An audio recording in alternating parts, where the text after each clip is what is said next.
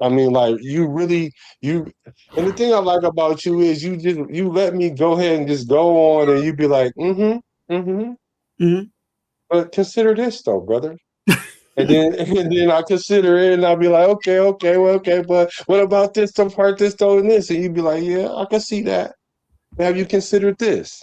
And and then it's not even necessarily maybe even your point of view, like me, because a lot of times I might give a point of view from just the aspect of the football, not my Uh-huh. own personal, right?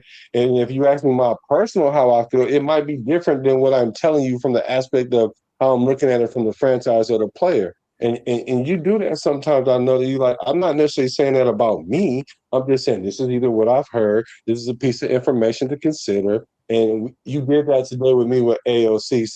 So I appreciate you for doing that because a lot of people think I'm on here just to bash AOC, and what I'm trying to do is like total. Or who was that? All I'm looking what they say. What I need from you is understand. You know Yeah, right. what's that's Escape, right? Ain't that Escape? Uh, yeah. Yeah, old school. So I was just trying to get a little understanding. So maybe you can talk about a little bit what we was talking about as far as AOC and kind of how you think about it, what you think Not about not trying to toot my own horn, but I it. that is my process. You know what I'm saying? And some people don't know what I do behind the scenes or my processing on anything. I'll watch a game and something will happen and I'm like, this is what I think about it, but let me think about what the chat is going to say. You know what I'm saying? Because I really do Right. not only try to see one side, I try to see both sides of the situation if there is two sides, saying of the coin. So when we were having that conversation, saying behind the scenes, and that's how a lot of my conversations with other people have gone. We'll talk Raiders football and I'm like, okay, you think this, okay, this is what I'm hearing, but this is what I'm really thinking.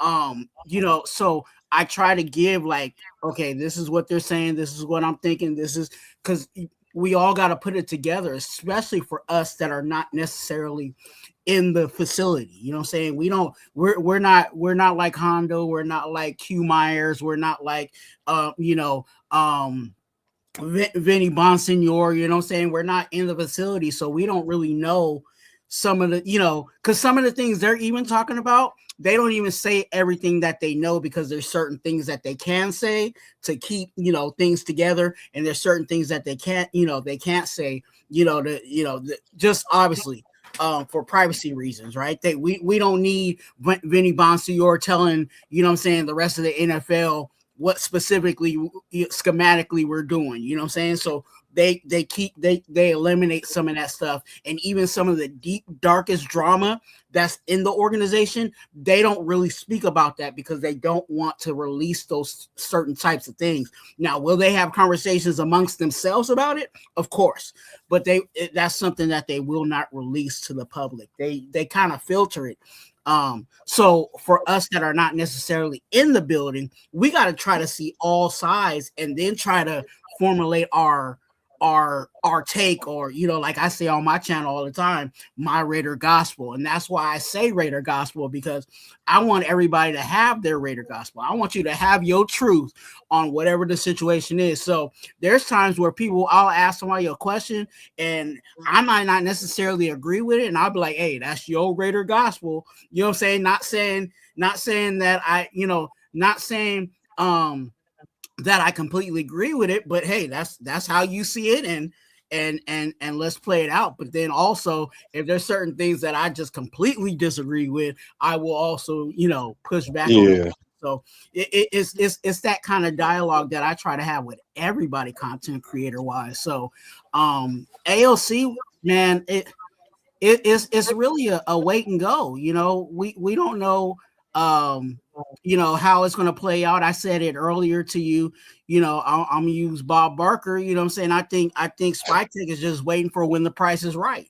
You know what I'm saying? And if the price ain't right, then he will be our backup quarterback, you know what I'm saying, behind Kirk Cousins, and allowing Mendoza to get whatever he needs to get. Um, you know, teaching wise and everything else, until they're completely comfortable of letting that that car per se, not two R's but one R, out off the lot.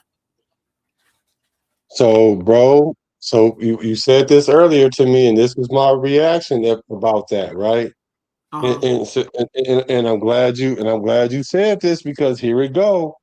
Here we go, y'all. Hit the like button. Hit the like button, y'all. Here we go, y'all. I'm telling y'all right now. Because I'm gonna be the first one to say this online. I promise you. Ain't nobody saying this. I know I'm gonna be the first to say this. So since AOC is auditioning for other teams because he came out and said he want to be a starter and he know he ain't gonna start here and he's Mm, trying to posture himself to go to another team because it's kind of like the poop or get off the pot situation for him, right? And he's mm, like, well, y'all gonna let me get off the pot? You know what I'm saying? And we're not letting him get off the pot. So he's playing for another contract with another team. So now I'm like, well, what's the difference between Max doing that and him doing that? Does he think he's bigger than the Shield? He doesn't want to be a Raider no more. I'm like, he don't want to be a Raider because he came out in the press conference and was like, I don't want to be a career backup. I want to be a starter. That's what he said out of his mouth. Now, mm, you now I was at the top of the tree when I said that to you. Now I did come down a few branches once you let me know, it is the business.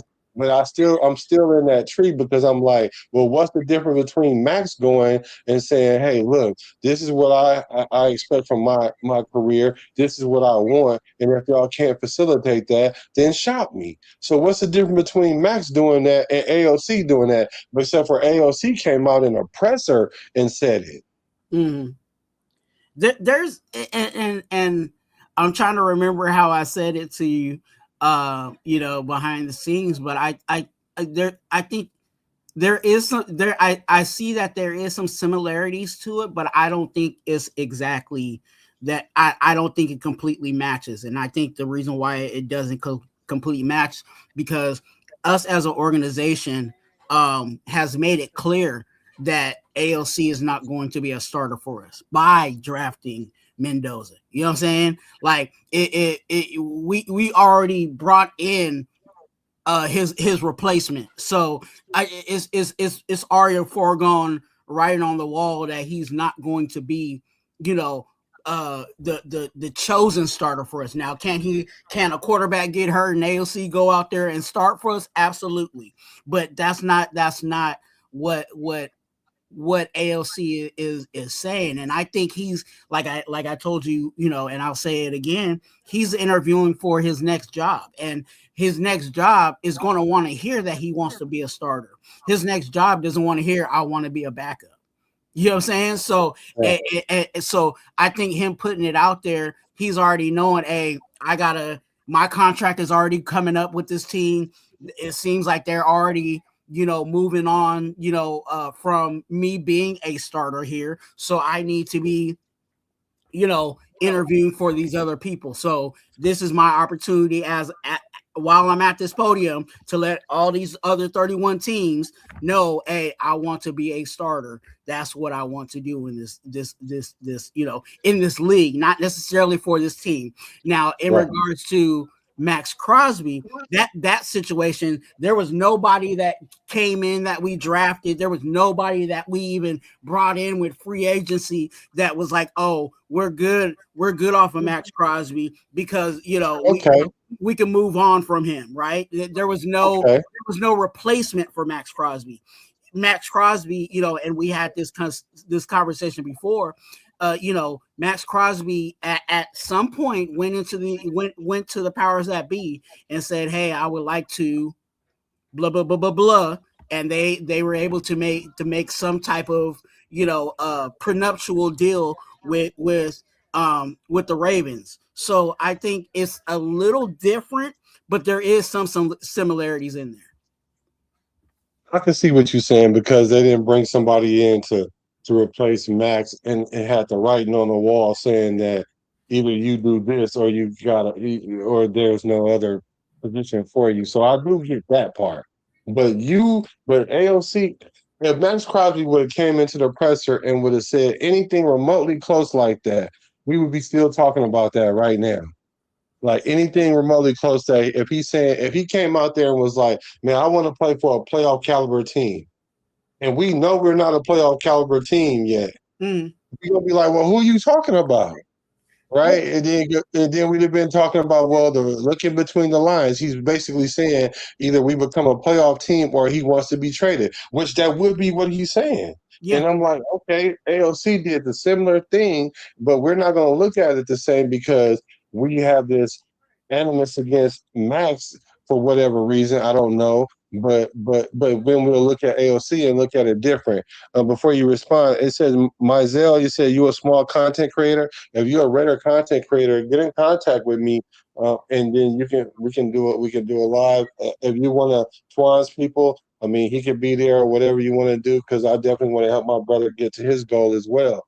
So just let us know. But what do you think about that? I get that it's different, but am I out of line for saying what I'm saying though? And if I am, how much? Am I 25% out of line, 50% out of line, 75 or 75 or 100% out of line? What you think? No, I think again, like I said, I think there is some truth to it, but I think in this situation there was one that the writing was clearly on the wall, and then there was one that the writing wasn't on the wall, and the writing wasn't on the wall for Max Crosby. We all were under the assumption that Max Crosby was going to be with us moving forward. You know what I'm saying? With the season, so it was just like, okay, but with AOC, we already know the writing on the wall. Let's all, you know what I'm saying, take off our Raider cap for a minute and look at that quarterback room. Is there really a competition in that room? Bro, but that's what I've been trying to, but that's what I've been trying to say the whole time. Stop trying to make this a competition when it's not. And then when AOC say things like, I want to be a starter, then the people that's behind AOC that's already saying he never got a ample chance to start. And that brings up a competition that ain't really there. So that's what I'm saying. When you said, so is he thinking he bigger than the Shield now? That's why I'm saying what I'm saying, because doing those things is you're bringing things that's not necessary, and that's the same thing people were saying that Max was doing, which I could agree to a degree. I don't think AOC in the situation is trying to be bigger than the Shield. He knows deep down in his heart there's no competition. Obviously, Kirk Cousins is the bona fide starter. Let me clarify that.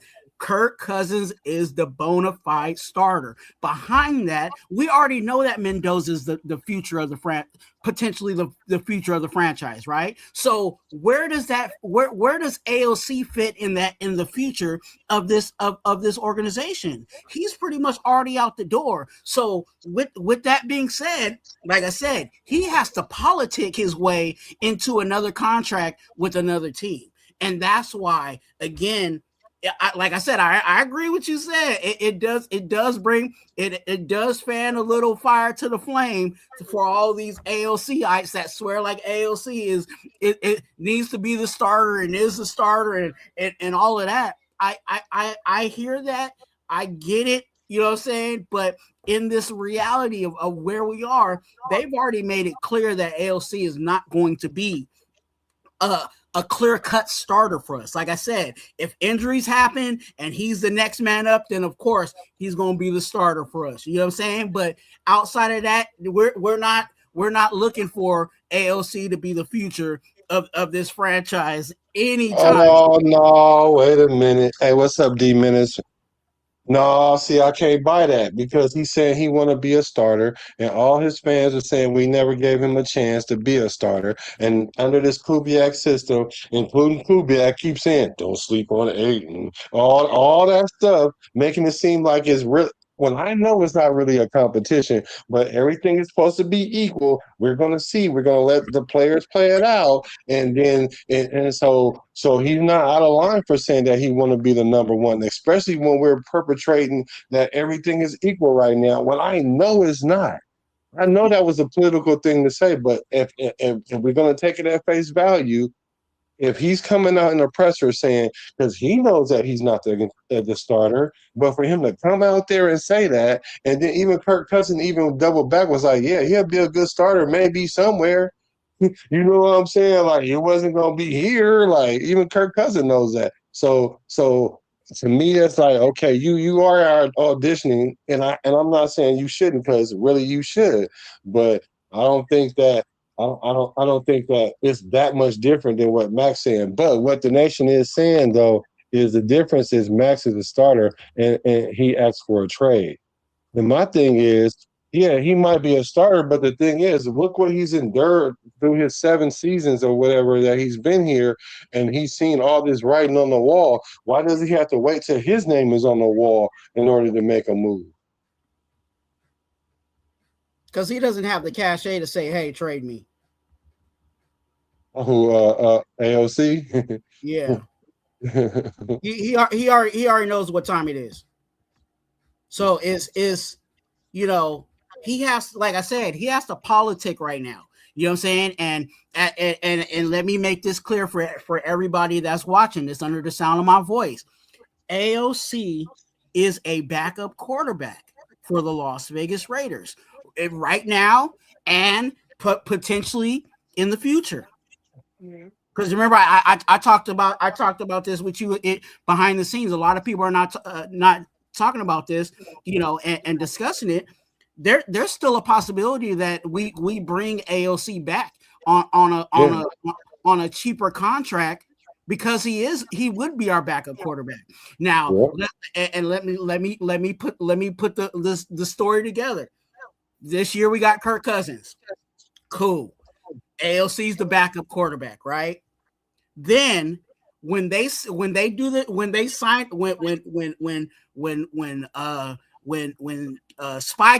and the powers that be do the sign the permission slip for Mendoza to start, we still need a backup quarterback. Now, with that being said, it would be kind of beneficial to have a quarterback that's already in the system be the backup quarterback. So we could pay AOC a cheaper contract to be our backup quarterback. This would be his second year in the system. So there's no teaching. There's no, there's no starting from the bottom, situation. Because both of the quarterbacks that are in that room now, both know the system and we can still move forward. So, and you could do that because again, if you move on from Cousins, what are we really spending in that quarterback room? Mendoza's on cheap labor, and that's what I call a rookie contract. You can spend a little couple of dollars to have your safety blanket in AOC. But again, AOC is politicking because again, all these quarterbacks in the NFL, they all want to be starters. They come to the NFL to be a starter in the NFL. The only way that they make themselves a backup is if physical things have limited them, or they just realize, hey, competition has continued to beat me out. Let me go ahead and make this smaller money. You know what I'm saying? So that's where AOC is in regards to the Raiders. I think he is a solid, strong backup for us. But outside of that, he needs to this is his preseason, the whole season. His preseason is the whole season because the tape that he puts out there when he does get out there is all an interview for the 31 teams to make a play for him. And again, he's going to try to go to whatever team and try to be a starter. Is it going to happen? That you know what I'm saying? Or only time will tell. But he has to play that job. You know what I'm saying? He could be the supervisor, but I guarantee you that supervisor is definitely putting words in people's ears to let them know that he wants to be a manager. Yeah, but I have a problem with AOC having the ability to politic and then Max Crosby can't. I think if anybody has the leverage to politic is Max because he's the one that's been on the field. He's the one that's been playing injured. He's the one that put the defense on his back. He's the one that's been the face of the franchise. And he's seeing what we weren't doing and the moves we were not making. And he essentially was like, look, if we ain't gonna make no changes, well, send me to where I can play meaningful games. And instead of politicking it in front of the camera, he went to Spytek man to man, and I think they saw it and they worked together with this. It wasn't like that. He went in there and was like, trade me, do something or trade me, like everybody's saying. I don't think it was that harsh, but see me, I don't like to try to weigh like this more than this, because all I'm saying is this: if you're not want to be a Raider and you're doing something to position yourself other than that, then you don't want to be a Raider no more by definition, if that's how they was attacking Max about it. And I'm like, that's not what that means to me. To me, that means he's looking at it from the business aspect. AOC, no, he's in a good position where I'm still in the league. Obviously, people have confidence that I could play at a level. I've started some games, and I have supreme confidence in myself. Although the reality says something different, that doesn't stop him from putting himself in the best position in order to get him another job if he don't come back here, or to earn the backup job here in Las Vegas. Because, like you said, once Kirk Cousins goes on about his business, because he's playing for another contract to start somewhere else. And then once he's gone, then AOC can really lock down that backup position. But you have to know that's your role. Let's not be sitting up there talking about he needs to start or he didn't have the ample amount of time to start because AOC is really elite. Because some people seem to think that he's better. He's better than what I think he is. So and that's all. It's all on, like I said, all the scenario that I put out is all predicated on the when we're ready to take the training wheels off of Mendoza. You know what I'm saying? And the reason why is because when we identify that Mendoza's ready, obviously Mendoza is going to be the starter for us. So we're not going to spend Kirk Cousins type of money for him to be a backup quarterback, nor is Kirk Cousins going with his mentality going to take that position as a backup. You know what I'm saying? Like, that's why you heard Kirk Cousins say, "Hey, I'm not here to, teach anybody." Nor is Klint Kubiak endorsing that. He said he wants his quarterbacks to go out there and get the job done. He ain't asking for them to hold each other's hands and all of that. So he wants. Kubiak wants these guys to play, and Kirk Cousins is saying, "Hey, may the best man win." And right now, Kirk Cousins is the best man. So he's not going to concede that. You know what I'm saying? Even when Mendoza's ready to go. So we're going to have to. We're not going to spend how much, whatever, 20, 30, whatever plus dollars. On a backup quarterback. So that's why in that scenario, AOC would be a better fit to be our backup quarterback. Right, just like the screen say, 7.5 to 8 million as a backup. Like, that's not bad. I mean, it's not bad. But I just think that the expectation level for AOC is heightened at that point, because God forbid that we have Fernando and he goes down. That could really turn our franchise around, because if we do put AOC in and he does what AOC has already been trending to do, which is get injured, like, so then so now we in trouble, because now we have a backup. The backup is capable, but is he capable of playing long stretches of the game? What if Mendoza, knock on wood if you with me, got injured during week 9 or something like that? Can AOC finish the season out? And I just don't think he can. I agree with you on that, but I'm going to throw something else on it. What backup quarterback in the NFL is really a quarterback that you like? Yeah, they really got you. You know what I'm saying? Like, the backup quarterback is okay. If the backup quarterback goes in, generally you're already knowing that your season's done. That's true. That's true. What is it going to hurt that we, you know what I'm saying? Like, yeah, you want the quarterback to, that's why you have a backup quarterback, because generally a backup quarterback is there to be like, okay, he can keep it together for 1 or 2 games. But if it's longer than that, then you already know, hey, I guess we about to be, drafting high, you know what I'm saying? Just depending on, when that injury happens. So is it that much to really say to roll with AOC and just play it out. Like I understand like the injury concerns. That's one of the biggest issues. You know what I'm saying? One of the two biggest issues with AOC. But yeah, if we're going to our backup quarterback, we're not expecting our backup quarterback to lead us to the Super Bowl. But I would expect AOC to do something because No, not everybody, but a lot of people talking about he starter material and he better than Minshew and he better than Geno Smith, which I definitely don't believe. But let's just say he's better than one of them two. If he's better than one of them two, he should be able to take the reins at least for half a season. And I'm talking about Mr. 7-10 should be able to play 500 football at that time. Mm. That would be my expectation for him. Not no other backup like you said, because usually if your backup is in there, it's a problem because what happens is he probably one hit away from the third string coming in. So right. And I think, you know, honestly, and maybe I'm a little, this is where I have my Raider cap on, is I think AOC would, you know what I'm saying, outside of like let's just say AOC was healthy, you know what I'm saying, and there really wasn't a health concern.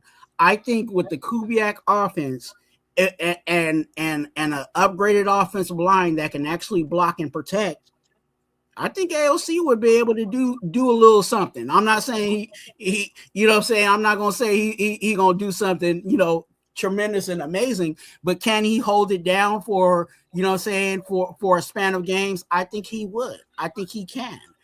But there is the concern, like you said, and you know, mostly a lot of people are talking about it, is the injury concern in regards to AOC. So that's the biggest thing. But a good offense and a, you know what I'm saying, a good play caller and a decent offensive line, I think AOC could hold it down for a few games. I called him Stidham. I said I thought Stidham might be better than him, but I don't know. I think they one in the same, but like I said, I can't hate on Stidham because I would have thought he wasn't gonna have no job after he left the Raiders, and if he did, it wasn't gonna be for that long. And he didn't found his way to stay on somebody's roster, so Yep. I gotta shout out to him, right? And so I kind of see AOC in that same light. I think he can probably end up playing with like New England, somebody like that. You know, Josh McDaniels would love him. You know what I'm saying? But yeah. again, it would He be drafted him. He should. it would be one of those situations where again, AOC would have to, like Stidham did. Remember, Stidham was a starter at one point. You know what I'm saying? Like he has to accept the idea that he can be a backup and get your money on. You know what I'm saying? Yeah. Like as a backup, that's what Stidham's doing. You know what I'm saying? Stidham is fine with being a backup and holding the clipboard and every once in a while, you know what I'm saying, throwing a touchdown here and there or whatever the situation may be on a solid team. You know what I'm saying? So that's where AOC can be. And again, you put the Patriots out there. Obviously, McDaniels is there. There's some familiarity there. He knows the playbook. You know what I'm saying? All that plays into it. But yeah, that is really up to AOC on what he wants to do with his career. I think he's at that. Personally, I think he's at that position in his career where he has to make that decision. Is he really hell bent on being a starter, or is he okay with just making his money? With whatever team may be acquiring for his services. Yeah, I think he better do the latter and not the former. He probably should try to lock in with the Raiders. That's what I think. It would be. I mean, like I said, it would be nice to have him as a backup quarterback and just roll that through. But he has to be okay with that. And there's some quarterbacks out there that has made their money on You know what I'm saying? As a backup, you know what I'm saying? Jacoby Brissett comes to mind. I love Jacoby Brissett. You know what I'm saying? But Yeah, he's me been too. a journeyman backup, and he's been making his money wherever he goes. And You know, now Now he's about to start, and that's a good. And that's the thing I want to ask you, Jacoby Brissett. He definitely was he's been like a backup or whatever, but he's been one of those competent backups, like one of those backups where you feel like maybe if we do give him a chance, then yeah, he might can roll. But the question is for how long? Because yeah, it's quarterbacks like what's his name, Joe Johnson, some Johnson. What was yeah. his name? Josh Johnson. Josh Johnson, thank you. That's And Marshawn Lynch's cousin. he kept coming back, right? Mhm. And then he would get a chance to start, but then he'll peak really fast, and then it just tail off because the Yeah, league catches up with you, right? Because you got to have that special something that you can keep at least 1 foot or one toe in front of the league. Because once the league figure you out, then it's over for you as a quarterback. I'm talking about once they really figure you out, it's yeah. over for you. Because then once one coordinator figure you out, then two more gonna figure you out, and then the whole league gonna have you figured out. Copycat league. Yeah, But I'll say this: I think a lot of the backup quarterbacks and even Jacoby Brissett, one of the biggest things with them is their age. You know what I'm saying? And sometimes the athleticism that you had when you were younger helped you get through some of those things that you're not going to be able to get by with. You know what I'm saying? Moving forward, and I think that was the thing with Josh Johnson. Was Josh Johnson just was getting old, and his athleticism wasn't fully where it was when he first came into the league. Now with Jacoby Brissett, his situation, he's been bounced around and now is getting his starting a start. Now again, I liked him. I liked him as a quarterback, but it's going to be what competition does he really have with the team he's at? So he was the best yeah, quarterback in the room. So I think he's also a starter kind of by default.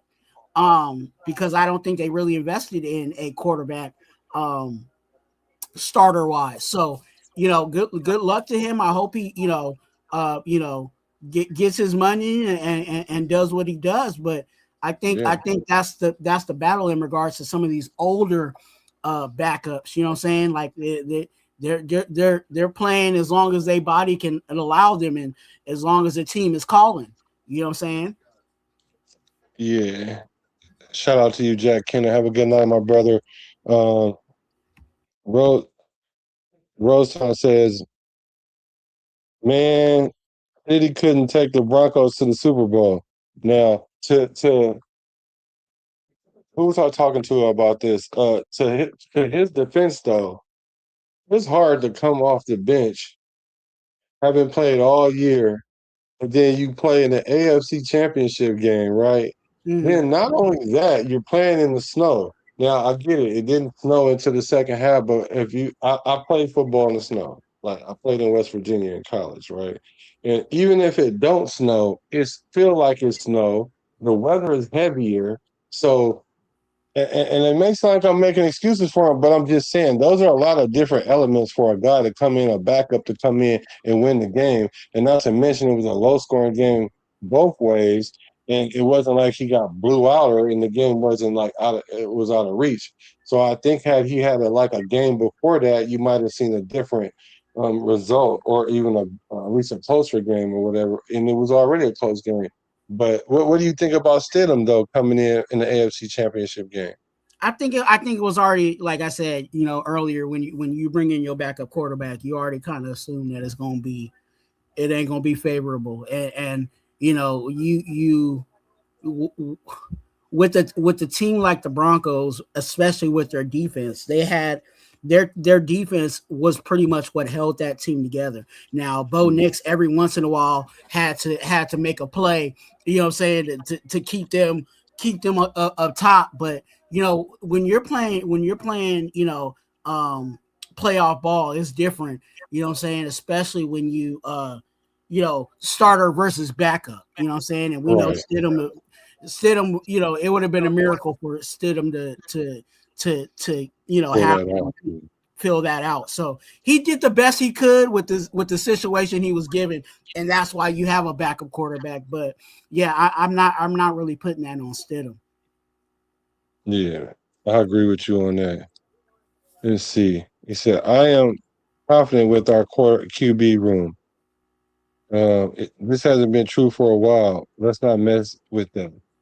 Hey, I'm kind of in the school of thought when you with that too. If it ain't broke, don't fix it. And that's why I was kind of shook when I heard AOC jump out the window talk about he wanted to be a starter. Like, what? Mm. What are you talking about? Like, have you been on the internet? Are you on YouTube? Are you in the Raiders fear? And you getting gassed up because I never. You're being irregular right now. Like, He talking about the other team. You know oh, what I'm that's what saying? it You talk about was. the other team because again, and I think everybody knows that because again, Kirk Cousins talked when there was a question that the writers asked about AOC, and he even brought up, he's pretty much in a roundabout way, he's playing for another, he's playing for his next job. You know what I'm saying? Yeah, well, And see, I then think they may have already had that conversation with AOC, like, hey, we gonna keep you around, but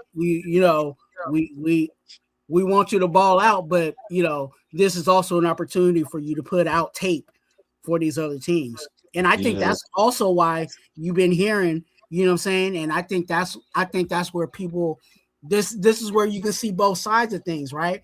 This is where the AOC, aholics are looking at it, whereas for Spytek and Kubiak, they're saying that, but it's more pushing him, you know what I'm saying, out there, you know what I'm saying, for these other teams. When the coach is talking high on these, talking high about the player, they might be like, hey, how much we, is it okay for us to throw a fourth at you for AOC?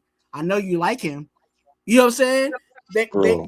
sometimes you gotta talk up, you gotta talk up what you got to Yeah, get hey, something for it. hey, mouthpiece vicious. I get it. Like mouthpiece vicious. And we can Politics, man. finagle it. First of all, we get a fork for him. I would send him with two Vegas showgirls, one on each arm, because I think it's projected that he's worth a sixth, right? Mm. Um, and so if we even get a fifth, I'll send him with one Vegas showgirl. But if we get a fourth, we will be winning with that Well, for sure. let me say this. I'm not saying for sure that I think that he's worth the fourth, but I'm just saying whatever they throw at us, you know what I'm Yeah, saying? Back to the Bob Barker, if the price is right, the you know price what I'm is right. saying? We are, again, we already know what time it is with AOC. AOC is not going to be a starter for us. So we can get, if we can get something for him, a la Geno Smith, a la Tyree Wilson, you know what I'm saying? If we can Yeah. get something for these guys before they get up out of here, we're definitely gonna do that. Especially with the mentality that I've been seeing from Spytek. Spytek is if he can get a 7th-round pick for this pen and a plastic fork, you know what I'm saying, he's definitely gonna do it. And an iPhone charger. You know what I'm saying? Right, right. No, Webb, you're not the only one that's old enough to remember when the backup was the holder. I forgot all about that, but I'm in that boat. I'm in that boat with you. Um, I mean, they don't do that anymore. The backup yeah, quarterback being the holder. Now, yeah, now it's the punter. kicker or the holder, yeah, the punter, yeah, yeah, for real. So, all right. So, so this AOC thing is going to be interesting because there is no clear path of what can happen because there's a lot of options A whole lot of them. and it doesn't seem and I don't know, are we going to hold three quarterbacks? Are we going to hold two quarterbacks? I think that's a big question. And at first, I thought maybe we were going to hold two quarterbacks, but sounded. I I mean, like I'm trying to read between the line when it comes to even Kubiak when it comes to the quarterback room, but I'm not too sure he's not willing to carry three quarterbacks. I'm not sure he not. I think he really might. he's gonna have to carry three. Until we get a trade from AOC. He's gonna have to carry three because right now Kirk Cousins is number one, AOC's number 2, and it's not like we gonna, it's not like we gonna hold, put Mendoza on the practice squad. No, definitely not. That ain't happening. So you got to, you know what I'm saying? We got to carry 3. And that means we're just going to be short somewhere else. I think that might have been, I'll just throw this out there. I mean, that might be why we got Trey Zoom.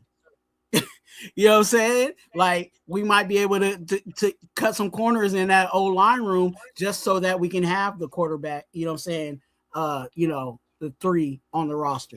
It's Or somewhere interesting else. that, But no, you're right. It's interesting that you say that, because in order for us to be able to carry 3 quarterbacks, that mean, like Lincoln Kennedy, he said, like, the old linemen, the Raiders usually suit up 8 old linemen.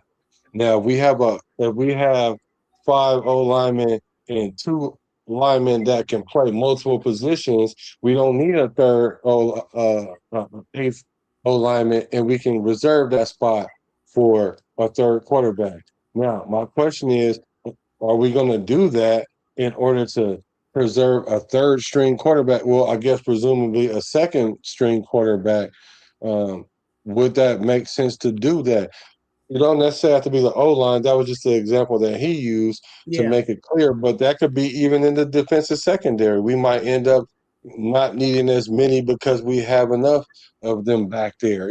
So that we might, instead of carrying 7 players, we might carry 6 because we can get away with it to keep AOC on the roster. But if we doing all that for AOC, that means we think very highly of him. I mean, I wouldn't even say it's necessarily that they think extremely high of him. I think this just because of the process of the let Mendoza sit and having a safety net for that situation. I think, I don't think it's necessarily that they're extremely high on ALC, that they're like, oh, we gotta, keep him for sure. But I'm just saying, I think they're more in the business of, let's try to get something for ALC at some point.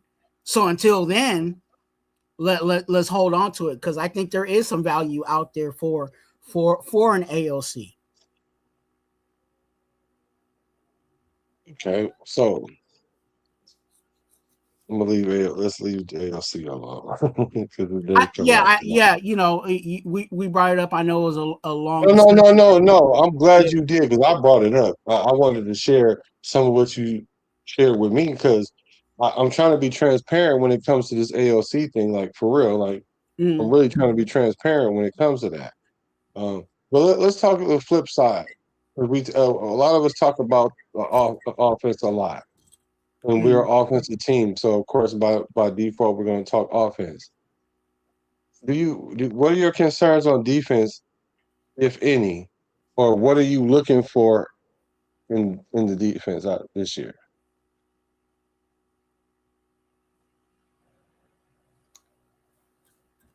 D line. D line, and who's going to really stand? Who's going to step up opposite side of Max Crosby?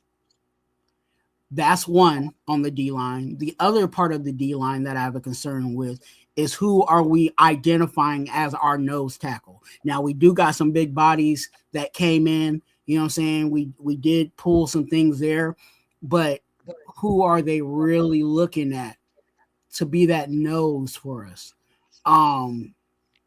That's my concern on the D line. Outside of that, who's going to be our corner? Opposite side of Stokes. That's another concern that I have. So what do you think about Jamad McCoy playing there? I like Jamad McCoy. I'm hoping that he becomes that guy for us. Now, the injury is they're kind of babying him, you know what I'm saying, and monitoring, his snaps, et cetera, et cetera. You know what I'm saying? I think for the reason of having him ready for, when bullets start flying. But I want at some point, during camp, to really solidify who's potentially going to be that opposite side of Stokes. So who are the candidate? Who are the candidates? Okay, we have Jamal McCoy. For some reason, a lot of people like Darian Porter. Mm-hmm. I think the messed up about him is he's like a project for us, but now we're in a space where we don't need no Need no projects in the projects. secondary. Yeah. So he might be the odd man out because of that, because we don't have the time to wait. But unless he can make a drastic jump between year one and year two, because he did start some games last year, and people was complaining about Caillou Blue Kelly because he started the season, which I thought he should have started. He got taken out, and they put in Darian Porter, and he got the same treatment. They Yeah. gave him the same treatment, and they brought Caillou back. So hopefully he can use that experience to his for his benefit.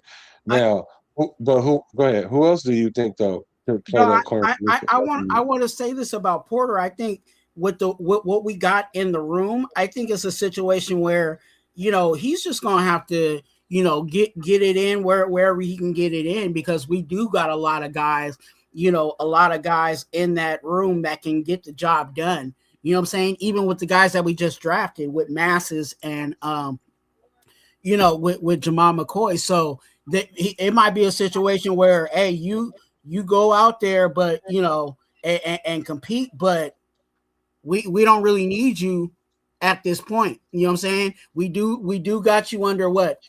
How many years do we got him under? 2 more years.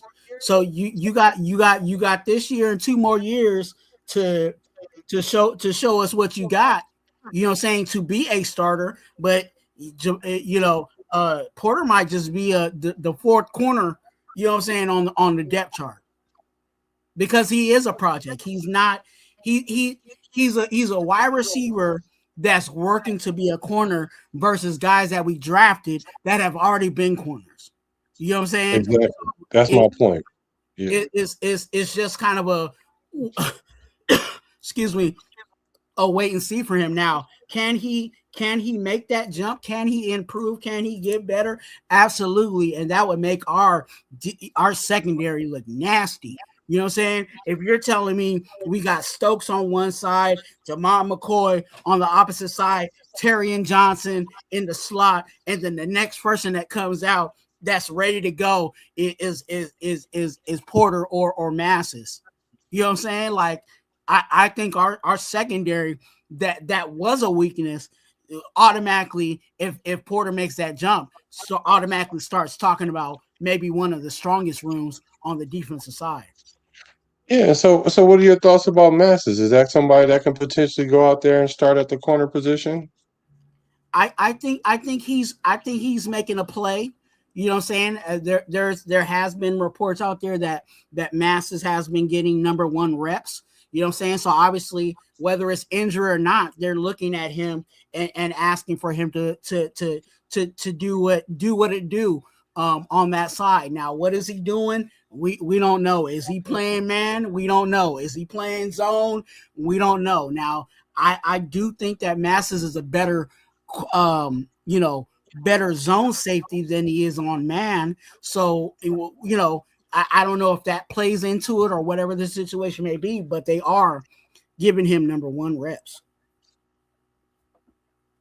Yeah, and I think they might be impressed with what he got going on, but like Kubiak said, when it's time to put on the pass, we need you to tackle, bro. And he literally looked in the camera and said that.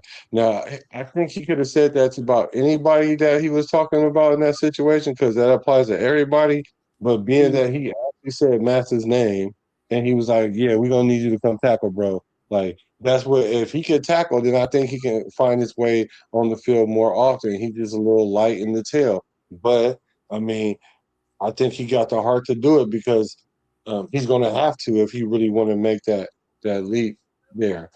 And, So and and what do you expect for someone that was a late round pick to have? You know what I'm saying? He ain't gonna have the complete package. You know what I'm saying? There's gonna be things that he's gonna have to work out. So if he can get that tackling together, and you know what I'm saying, and that physicality, then that might be another surprise to the situation, and again make that corner room even more you know what I'm saying, more of a problem for the league. Well, I think we definitely have some. We got some good pieces back there. I think Dalton Johnson's going to surprise some people. Stooks is going to be cool. Jeremy Chin, Paul Mao, I think that's going to be cool. I think Stokes is going to still play good. I think Mhm. our defense is going to be a lot better than people anticipate. But it is a first year with Coach Robbie, so it's got to be some room for grace. But we're Definitely. going from the defensive back to the running back room. Here's a question. Um, I am curious to how you think they will split up the running back carries this season. I don't think there's going to be much of a split. I really don't. I think they're going to run Genty as much as they can, and then every once in a while you'll see Washington out there. I don't think Washington, as much as I like him, I don't think Washington is at the place of what we saw in Seattle, like where Charbonnet was a man of his own. You know what I'm saying? And Walker was a man of his own. I think Washington is more of that complimentary. Like, okay, we'll bring him in. You know what I'm saying? Just to give Genty a little break here. You know what I'm saying? But I think they're really okay with running Genty like majority of the time. So what you thinking? 70-30, 60-40, I, 80-20? I think it's more 70-30, if Mm. that. Ooh. If I that. think they're gonna give Genty the ball. Uh, I think that you might be right. It start off 70-30, but that 30 can turn to 35. It's from 65 to Oh, 35. absolutely. And it might be depending on Genty's injuries, or saying something like that, where he might just have like a little nagging something here and there, where they're like, okay, well, we need to preserve, because again, he's our horse. So you don't really want to overrun our horse, but if there's something where he's limping a little bit or something like that, they might be like, okay, we'll that might be where the 35 comes into play. But I really think Genty's going to do his thizzle, what I'm saying, this year. And it's because of the commitment to the running game, with Kubiak, and the potential and hopes of the upgrade of our offensive line. So yeah, I'm leaning more towards 70-30, not really, a 50-50 situation. Yeah, Yeah. I'm definitely. I think it's gonna be close to 50-50. Bruce Willis said we're gonna run the ball till the field burns up. So both running backs are gonna split the carry 60-40, 60 to Jenny. Okay. 64 is a little too close for me though. I mean, again, like I said, that's his Raider gospel. But I Oh yeah, look, yeah, yeah, yeah. I'm with I'm with Genty getting the majority of the snaps. And again, who knows? And I'll say this to your side of the conversation with the 60-40. Look, we haven't seen pads come on yet. We haven't really seen, what I'm saying, we seen highlights of Washington, but you know who knows, he might do something really really nasty in camp, where hey, Right. you might want to slide him some more snaps. You know what I'm Yeah, saying? you might. But Right, you're but right. He might get in there and just be like, "Dang, wait a minute. We can yeah, hit a home run no matter who's in the backfield," and that could be a good thing because, like Webb said, he said, "Which of these running backs is better on third down?" And I think it could be either one of them. They both could catch.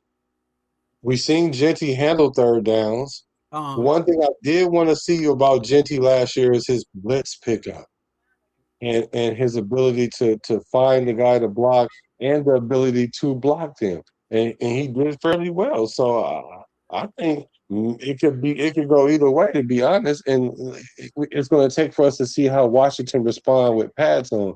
Because if he runs anything like a McFadden or anything like a Adrian Peterson, which I think is more closer to his comp, not to say he's got that level of skill yet, yeah, but I just think he's harder to tackle like a AD. They called him Mhm. all day, right? And And I think, versus oh, go ahead.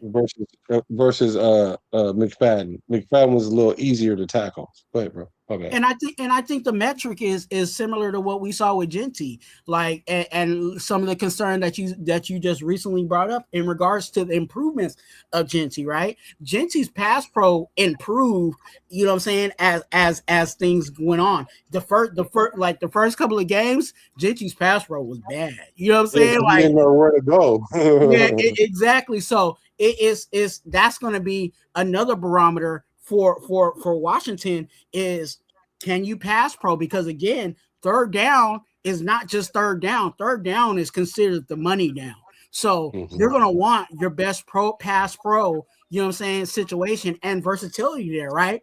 There's going to be situations on third down, and it's 3rd and 1. You need that running back that can handle short yardage situations. You know what I'm saying? So can he do that? You know what I'm saying? 3rd and 15. You know what I'm saying? Where obviously it's more of a passing down. You're gonna need that guy to pick up that blitz. You know what I'm saying? So there's a lot of things that we need to. There's a lot of things that need to be checked off for Mike Washington. But if he does check those things off, there might be a possibility that his snaps do go up based on his performance. Yeah, Genty is not afraid to pass block. Yeah, he. I learned so much about him last year, and it's cool because I learned it through the adversity. It Mm, showed me a lot about him because people complain about him being the sixth pick. Although I'm not necessarily think he was sixth pick worthy, but I think we needed to pick him at six because that's where we were. yeah. We wouldn't have had a chance to get him any other way. Uh, so I think that he showed that he really justified his spot to me, all things considered, because he was a bright spot on this offense because he didn't get hurt, which is important. Like I say, that's always my metric to see how long you can stay on the field. He didn't get hurt. He got progressively better. And as bad as our O line performed, and as many times he got hit in the backfield, that showed me that he's elusive. And he was only 25 yards away from 1,000. That's 1,000 to me. It's not, but it is. Mm. So I'm trending very high on Ashton. No, I think there's definitely room for optimism and excitement in regards to Ashton Gency. I think if if our offensive line is, and I've heard people say this, and I've said it a few times, if our offensive line is just a slither better than what we had last year, I think we'll see, you know what I'm saying, a better play from our running game. So yeah, I think that's where it's at, man. I think we're gonna be a few slivers better. Uh, He says keeping backs fresh, keep their averages up and mistakes down. Yeah, but the thing is, Ashton Genty gonna want all them carries. Mm. So Especially with where he college wise where he came from, you know what I'm saying? He's used to getting, you know what I'm saying, 30 something snaps, you know what I'm saying? Like he he can do that, and he's actually, if you watch Ashton Genty's play, you'll see that he actually gets better, you know what I'm saying, when he gets a lot of snaps. yeah, Frank Weber said Denver's gonna be good to see man covered again. Yeah, boy, I thought that was something that was missing in the NFL on our team anyway, because we did not play man for nothing. So I'm glad we are gonna go play some man. Now, hopefully, we can guard some man. Yeah, I mean, you can run, man, but you know what I'm saying, you can also you can get smoked in, man, too, if if you ain't paying attention. So it's going to be like you said, and I've been saying this in regards to um the totality of the defensive side of the ball.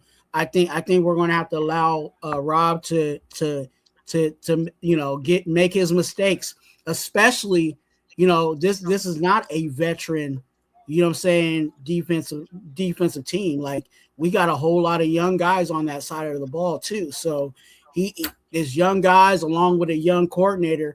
and he's trying to do something new. So this is something maybe certain things that some of the guys have gone through a little bit, but he's trying to implement something new over there. So we just got to let him cook and make sure that we bring in the right pieces for whatever he's trying to put on that defensive side of the ball. I think that side of the ball is what I'm more optimistic about, because I don't know how that defense is going to be ran. Yeah, I think we should give our defense 2 seasons before we try to be hypercritical. Oh yeah, absolutely. Yeah, I think we got to give them 2 seasons before we hypercritical about what they do, because we got a new coordinator, we got new everything except for Max Crosby.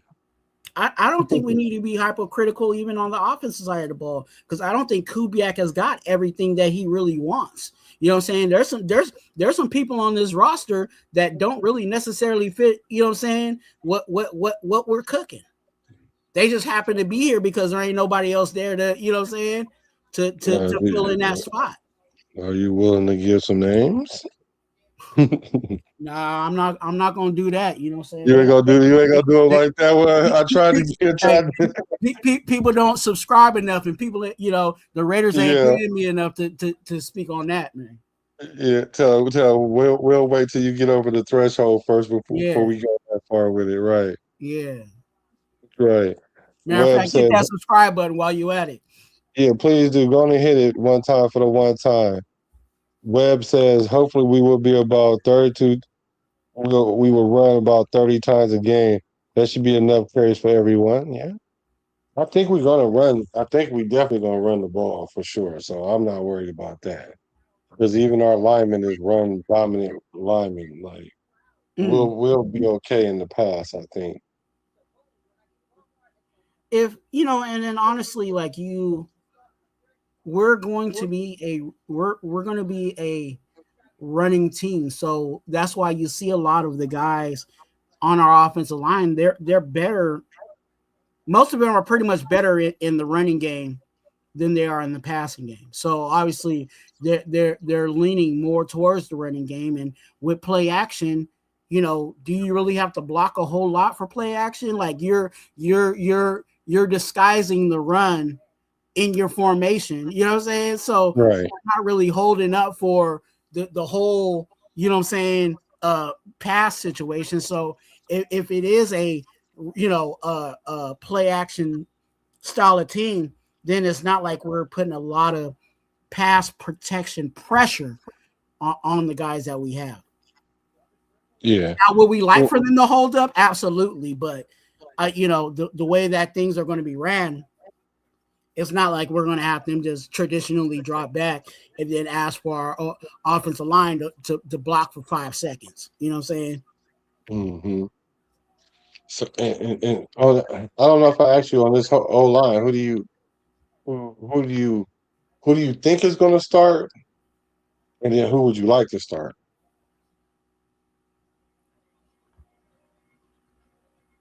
Colt Miller, Burford, Linderbaum, JPJ, Glaze. That's who I got. That's who you both want to start, and that's who you think is going to start. I honestly, I want Caleb Rogers to take over for Burford, but I don't know if that's going to be the case. Yeah, they talking about him giving JPJ a run for his money. He better definitely be able to give Burford a run for his money.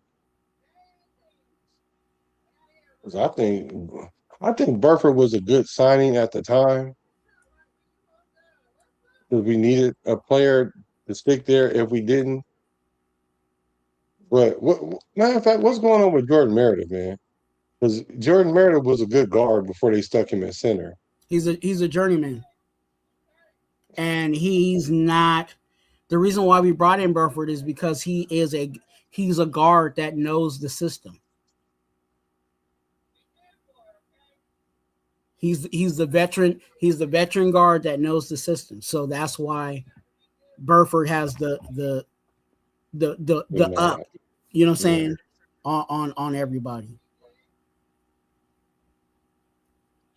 But Meredith is a journeyman.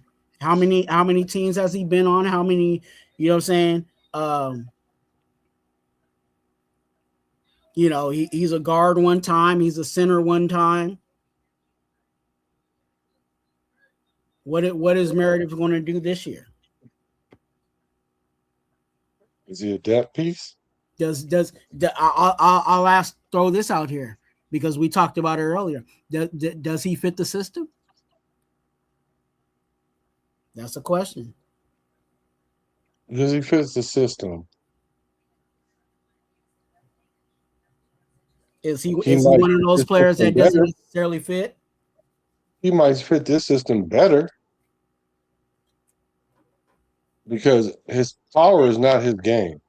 And so consequently, if we are using Kubiak, he usually played to the strengths of the lineman that he had. Like, so does he play better? Does Meredith play better in the system? Is it more comfortable for him? I don't know. That's what I'm saying, but I don't know. He played good at guard, and then they stuck him at center, and out of necessity because they didn't want to put JPJ there because for the reason like you said, some people or somebody said that he was probably too big to play center.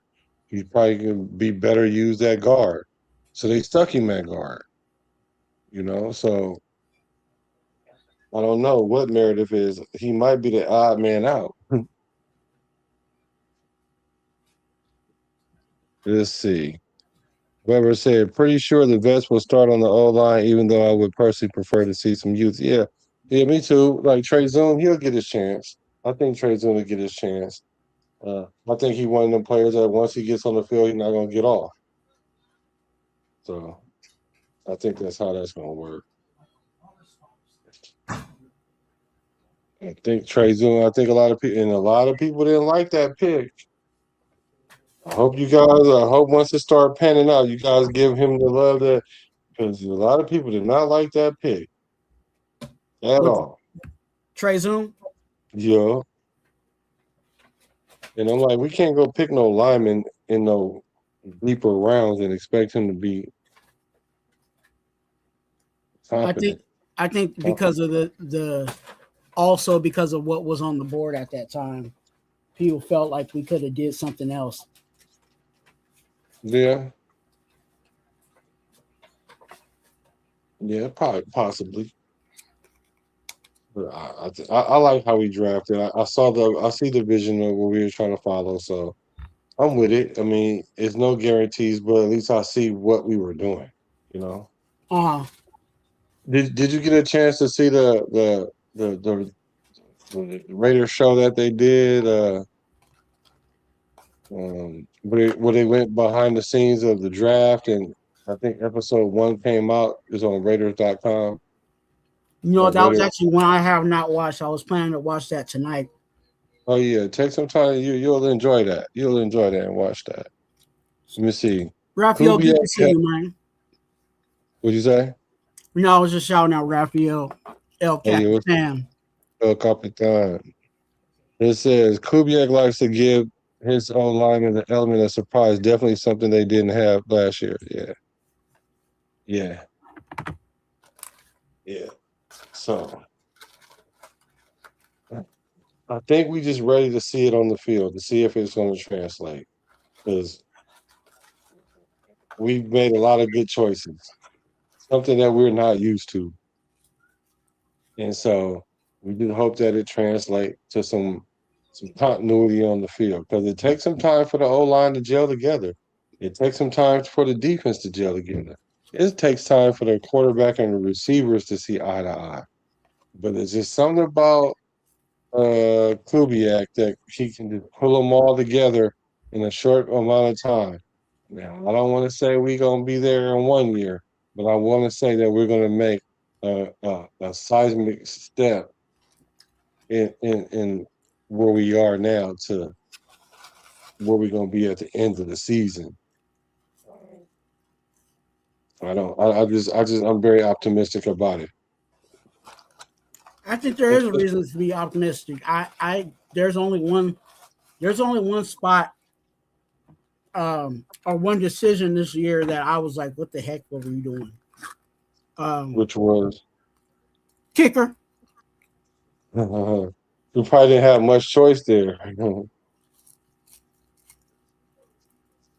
Matt A with the G being silent, but everybody wants the Tokyo toe. Happy Pride, everybody. Happy Pride. Mm-hmm. So the Tokyo toe is what people are saying. And I was like, well, he hadn't kicked any balls past 52 yards or 53.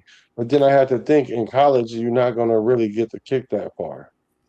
No. So I don't know if he does have the leg for a 54-yarder or not. So that's going to be an interesting battle to watch in camp. What do you guys think? Are you guys think the veteran Matt A with the G being silent has the leg up on the Tokyo toe? And I'm not talking about just because we like the Tokyo toe in his story, but do you think he's gonna beat him out? And if he does, boy, that's going to be amazingly exciting for Raider Nation if he does get to be our kicker. Now, I don't know how long they'll love him if he's missing field goals because we loved us some Janikowski. We loved us some Janikowski. Hey, I seen old boy miss a whole lot of kicks, so I'm already ready to move off of him. Who? Matt. Matt A with the G being silent. Mm-hmm. Webb said, I think this season our front seven on defense will take the longest to develop. And that is a concern, but why? I would think it would be the other way around, being that the defensive coordinator is the D-line coach. Well, maybe not this year, but he was the D-line coach. So why should that be that should be one of the first places that should translate. But then again, we got new pieces on that line too, so and we coming with a new front. Yeah, and then you still got Waldo on the other side. So, would you call him Wild? Who? Who? Keyron Crawford? Nah, Coach. Oh, you call him Where's Waldo? Yeah. I call Keyron Where's Waldo because we ain't seen him since he was taking mental reps on day 2 of OTAs, or mini camp or whatever that was. But yeah, you're right. Like Coons is definitely Where's Waldo because he got 2 prove-it-year deals. Like they were like, all right, we get it. You might have been injured, or this is your first year back from injury. So the next year, you don't have no excuses now. We were able to get you for a little cheaper than last year, but somewhere the same. But Kuntz need to have what? How many tackle sacks in order to justify a new contract? Because he's playing for a contract as well. Double digits. I see. He got to go from 4.5 sacks to 10. You got to be in the neighborhood. I need 8, 9. Yeah. Yeah. I don't know if he's gonna get it. We already gave you 24 mil. And we essentially gave it to him because he played those last 6 or so games with AP.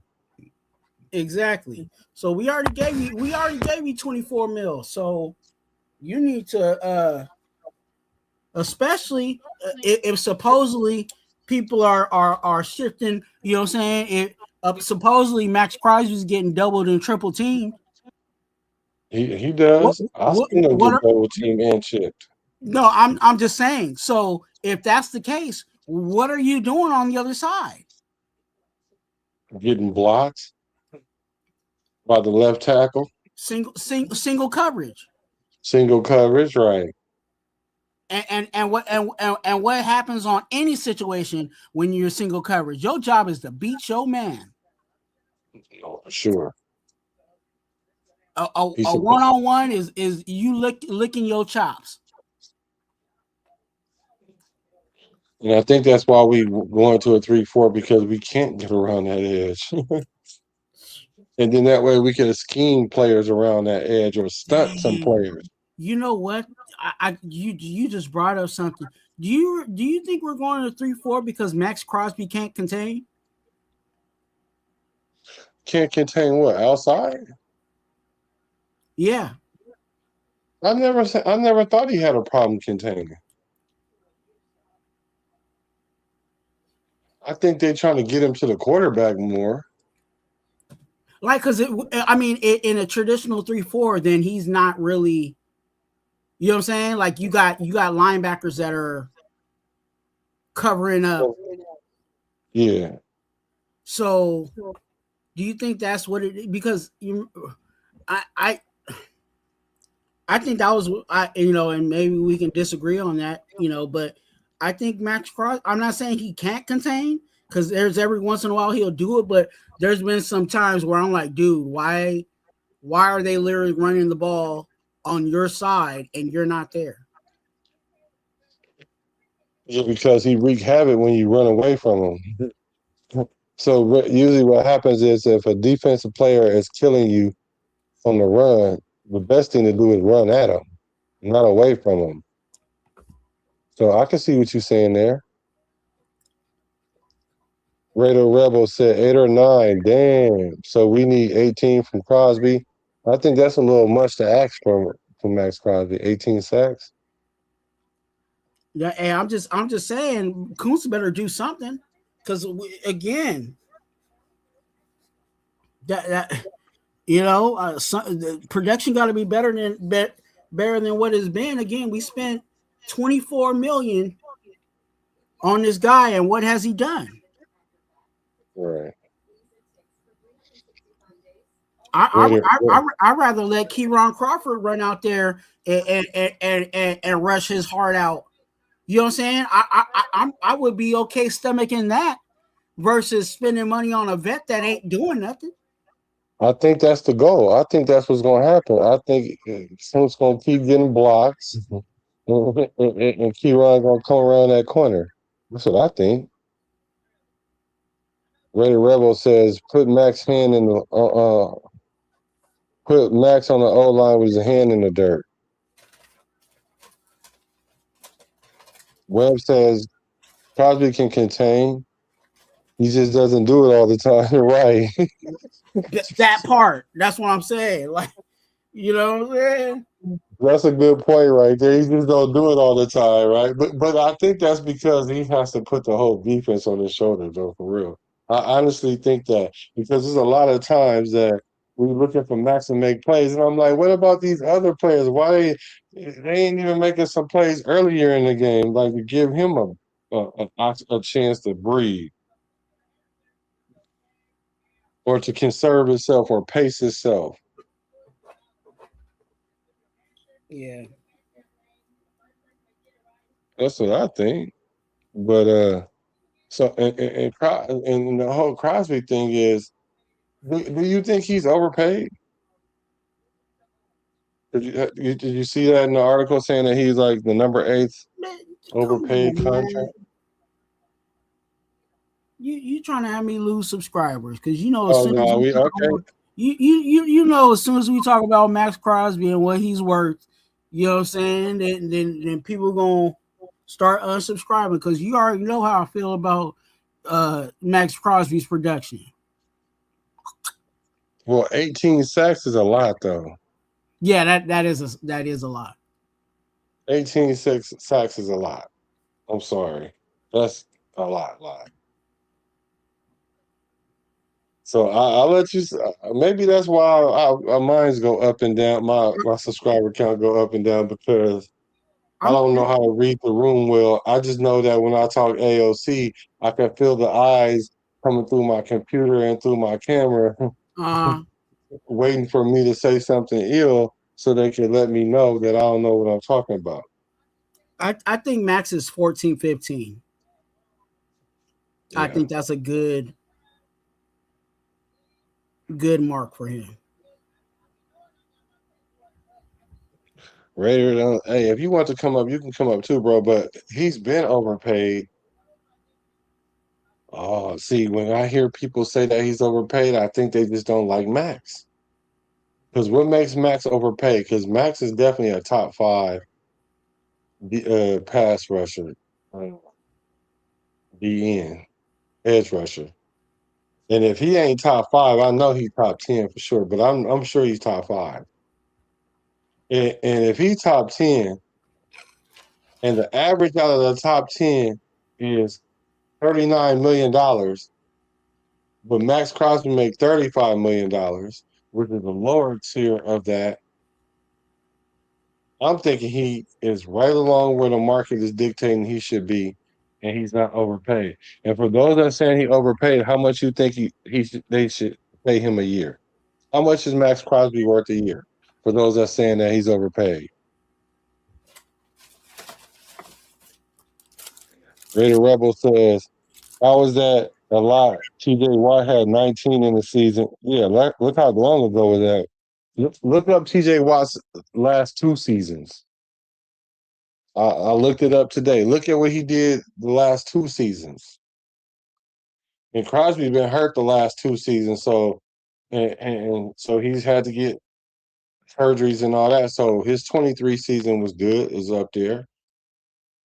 But what about TJ Watt's last two seasons? Let's look those stats up.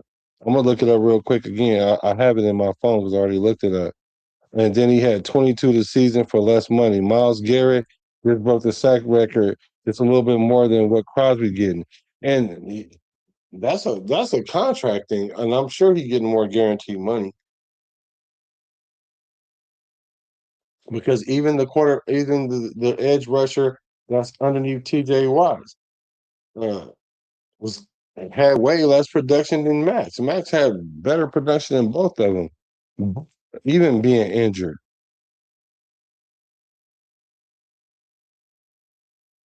So I don't think that's out of the room for what he's consistently been getting paid. Yeah, okay. Oh yeah, here, let me get the link for you, brother. Here's the link. Hold on. Yeah, because I need to talk to you, brother. I need to talk to you, brother. I want to talk to you, brother. I would rather have four guys with 6 sacks each than one guy with 20. You know what? That's interesting. So how many sacks do you guys think Quiddy Pay gonna get then? Because he was brought in to take over for Max. So Quiddy Pay was supposed to come in and take over for Max. So I what don't he think gonna I don't think he came up. I don't think he came over to take over from Max. I think he was actually the guy that was going to be opposite side of Max. but they got Quiddy Pay right before right what did they get him right before they They they signed Quiddy Pay, and then um I think they signed Quiddy Pay, and then that's when the trade came. so they brought him in to take over for Tyree and what possibly Coons? Yeah, yeah. Because outside of there's no long term option opposite side of Max Crosby.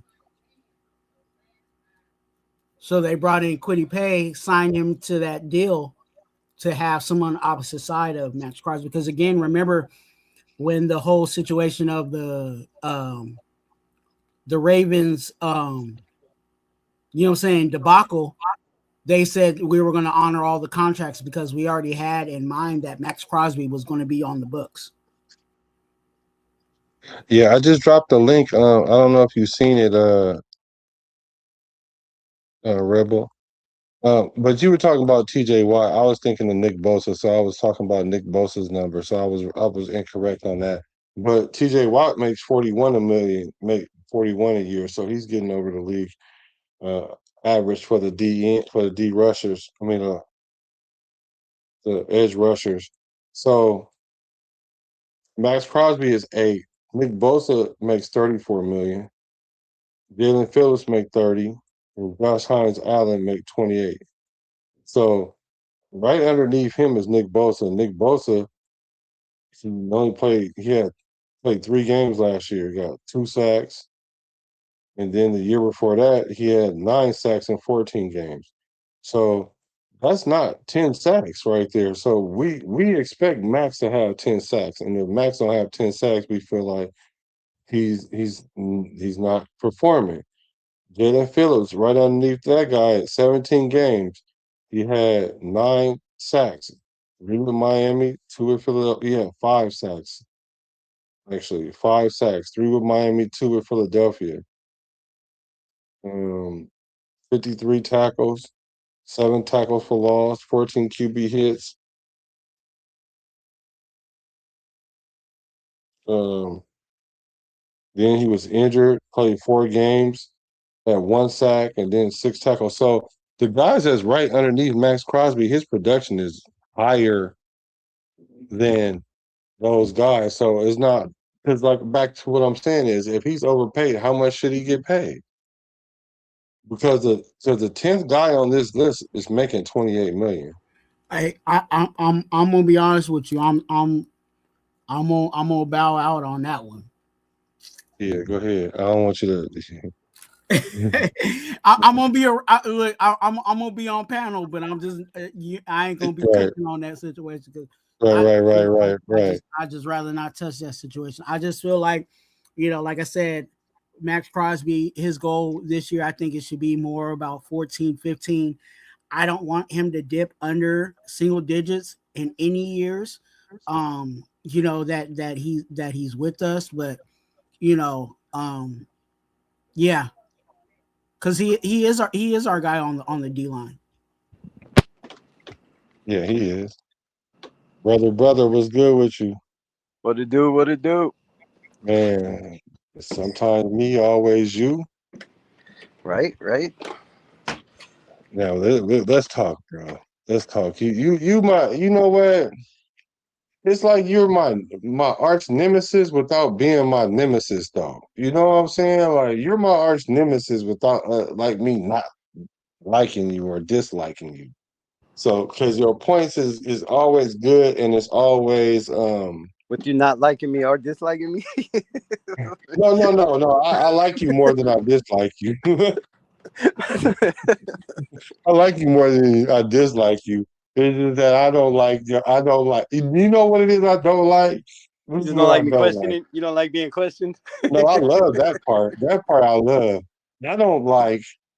I don't like. You said something today that made me want to jump through the computer. And the thing is, you said that AMC is more mobile than Dino Smith and Gardner Minshew. Like you said that. You said they both he's more mobile than both of them. And when you said that, I'm thinking you can't. There's no way you can really believe that. But You I look believe at you do, though. I look at their believe you sack. do. Look at their sack totals per season. It's not about being mobile. It's about being efficient, decisive, pre-snap, and getting the ball out on time.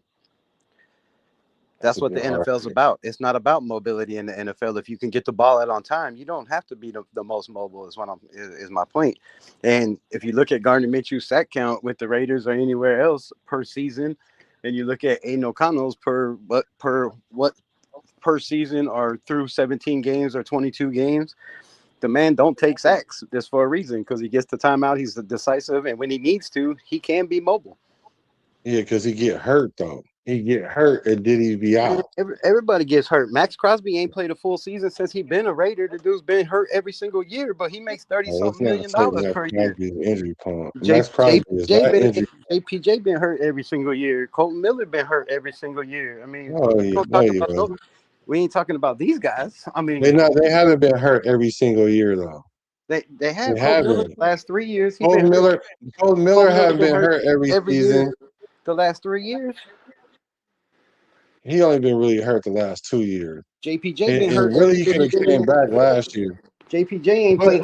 JPJ ain't played half a season since he been in the NFL. Like only everybody been gets in the hurt. league 2 years. We can say the same thing about Brock Bowers then, if that's Everybody the gets case. hurt. It's what you do when after you get hurt, how you come back, and how you let that injury, dictate what your career is going to be. So how do we not use that metric for AOC? AOC was hurt the year before in his senior year of college. The only year he wasn't hurt was his When rookie did he year. get? Was he hurt his senior year in college? I thought he finished his senior year and played every game. You know, I think he was out that his foot injury in his senior year in college. I But don't. let me double check that though, because I don't I'm want gonna to be look at. wrong about when it He comes to might have been him. But playing. I don't think he played. I don't think he was playing with an injury. I what know I there's a do lot of know talk is he saying only that. wasn't hurt his rookie year. He's been hurt every year since his rookie year, which is 2 more He seasons. didn't get But hurt his let me rookie double year. check that about his rookies about his college. He got he got hurt. He got hurt getting sacked in the preseason or hitting his helmet, whatever. Same thing as I guess it was sack. And he got hurt with getting carried off the field with a deep knee bruise, and they put him in a cast, which sometimes that's a precautionary thing because they don't know what the thing is, or maybe he really thought his leg was broke. You don't know. I mean, you don't know. I don't think I ever had a deep knee bruise that I thought my leg was broke, but I've had some deep shin bruises and thigh bruises before. Definitely playing running back. Yeah, it says AOC had injuries during his senior year. He suffered a rib torso injury in week 3 in Syracuse. He tried to play through it. The injury forced him to miss the following week's game. And see, despite that, something about his older brother.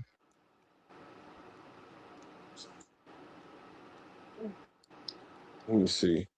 Something about his older brother.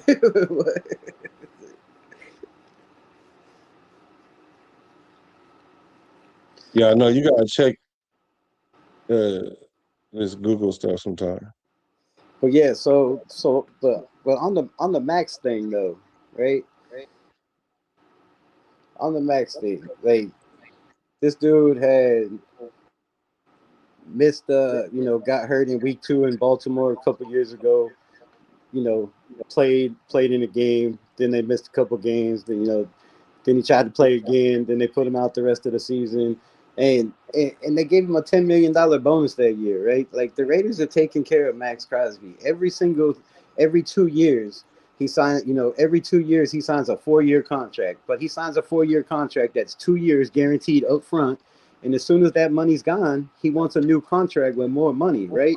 If you're on a losing team and you know you have no players around you and you want to get better, don't you think that you would be like, okay, I'll play for guaranteed money, but you don't need to keep giving me all this money, right? Let me prove it. Like let me show what I'm worth. Like players like Tom Brady did back in the day, right? He wasn't even a top 10 paid quarterback when he was winning Super Bowls because he knew that some of that money needed to go to other players. And that's my thing with that, right? They take care of him. He makes a lot of money in every 2 years.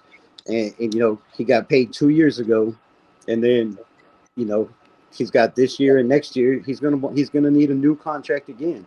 And my thing is, do the Raiders, knowing the knee problems and whatever happens this year, I just don't see him getting that new contract with the Raiders this year, especially the way everything went down. Well, he's getting paid a market value, But that and that's the but he business. set the If he set the market, like he set the market 2 years ago. he set He he he set the he, market he one became the time for like highest. He became 15 the minutes. highest paid player in the NFL, For not 15 minutes. not a quarterback. And then a couple months later, they gave Miles Garrett a bunch of money. Exactly. But Miles Garrett, broke the sack record. And before But that, it he had doesn't he matter. had 20, He got the money 19 or before 20. he Like, broke the sack record. He got the contract before that. And see, but he this is the still had thing. This he is was the close to business it. of it all. Was he not You close guys to it are the year holding the before? business side against Max because if the market dictates that you're making this much, because there were wide receivers that was making buku money that was not worth it. That was because the market kept getting reset. Because Because that's the Max, business side because of it. every two Max years Max is Crosby is resetting the literally market. making less than the average than the top in the top 10. Out of all the top 10 pass rushers, he is making less than the average. I No, don't he's so how not. much a year do you think he should No, make? he's not. He just got a contract last year or the year Bro, before, the and average is he was $39 million. He's making 35. the highest non paid quarterback in the NFL, and it lasted for a month So, because Miles Garrett said hell no. And Hell no, so, and that dude with 10 sacks a year compared to my 15 plus is not making more money let's than not me. act like And he Myles Garrett reset the gets 20 market. sacks every year, bro. And then after he did it, Will Anderson went and got his bag. And then Right, because that's the business. Jalen Phillips went and got his bag. But Exactly, because that's the Crosby business. is not the lowest paid like you're saying out of the top I 10. didn't say he was the lowest paid. He's resetting the market though. Oh, no, I didn't say no. He's reset the market for 15 minutes, No, and but that's he did it only 2 years. and he had that for 2 months, as you want to say, or a month and a half, or whatever, and then everybody else rushed in and got paper. What I'm telling you is, if you take the top 10 uh, edge rushers and their combined salaries and divide it by 10, that number is $39 million. Average, that's the average. Max Crosby is making lower than the average. So it's him making this, setting this market. That sounds like he's the top of the tier, but he's not. And as far as his contract, yeah, you got to give these players guaranteed money. I wasn't feeling keep asking for guaranteed money either. I wasn't feeling that personally, but that's how the business is. And if you're going to restructure the contract like that, then you got to know that's what's going to happen. Just like we know that Mac is going to be asking for more guaranteed money in 28. And by that time, we'll know if he deserved the money or not. 27 he got this year and next year. And I guarantee you that, Right. that So as that's soon as that 28. guaranteed money's up, he ain't stepping a foot until he gets guaranteed He money. shouldn't. Nobody does. A lot of people Nobody. do. That's not a Max Crosby Not thing. everybody gets guaranteed money. There's a lot of people Yeah, that they play for do. no guaranteed If money. you're a top We got player we got at your Teron position, Johnson on our team right now playing for no guaranteed money. One of the but top he's not a safeties, top one player of at the his top position. slot and safety guys in the NFL playing for No, no he's not. guaranteed money. No, he's not. What? Ron Johnson is not one of the top nickel corners in the league right now. How is he not? Because he's not. Nobody, half the people didn't even know who Teron Johnson was when he came over here. What do you Like, mean? everybody knows who Max Crosby They is. need to do their homework then. He's been No, I would consistent as agree. one of the top I would slot agree, corners but in the I know NFL. that Teron Johnson is definitely playing for a top. Well, why did he get traded then? Because they couldn't afford him no more. He wanted money. He's on a He contract was year. injured. He's like he's playing for no guaranteed money. That's why they traded him. The Raiders are Because he like, was yeah, we'll injured. jump on that contract and we'll bring him over here, and renegotiate if he does something. But it might be when the season starts, it might be midway through the season. I would be surprised if he doesn't play for no guaranteed money. But No, I think they're going to take care of him. I think you said, I think it's they're a going to take business. care of him. They They're couldn't going to afford take him. care of him because they were playing chicken with him because they know they had the leverage over him, and he decided, like I said, he should do. He should show good faith and show up to camp to show the Raiders Yeah. that he really want to be with the team, and then they're going to compensate him for that. He did that. He's going to get paid. He showed up prepared, knowing the playbook and taking a leadership role within day 2. So, yeah. So the Bills are gonna miss him on defense. When he was injured and he wasn't out there, the Bills defense suffered drastically, and they're gonna. He got traded in the middle of the year and then got traded again. Yeah, they're gonna suffer without him. Watch. He played with like 2 teams. Well, no, he didn't actually play for the Raiders, but he got traded to 2 teams. So I don't know. His injury thing is the issue. So I don't know how good he's gonna be, but he should come out there and stand out because you're back there with a bunch of rookies and first year players and corners that used to be wide receivers, and so he should stand out. But I think they're gonna take care of him though. Let's see what the chat say. Said nah, bro. Tom had Giselle, he didn't need no money. No, Giselle wasn't coming up off that bag. But the thing about it is with Tom Brady is 7 years in, he wasn't doing that. Yeah, once he started winning Super Bowls as a quarterback, you do realize, hey, I need to take less money because the market dictate that they get all this money. So yeah, that's smart on his end. I agree. But if I'm Max Crosby, once again, how much a year do y'all think he should make? If he makes 35 right now, what do you think he's worth? 30? What do y'all think? What's the number?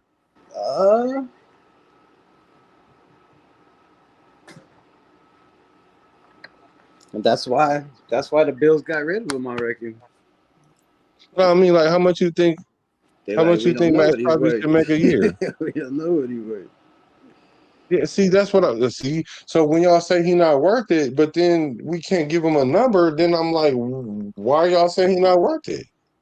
They know what he's worth. They just ain't paying him. That's because they can't afford it. They don't have the cap space. That's a big problem.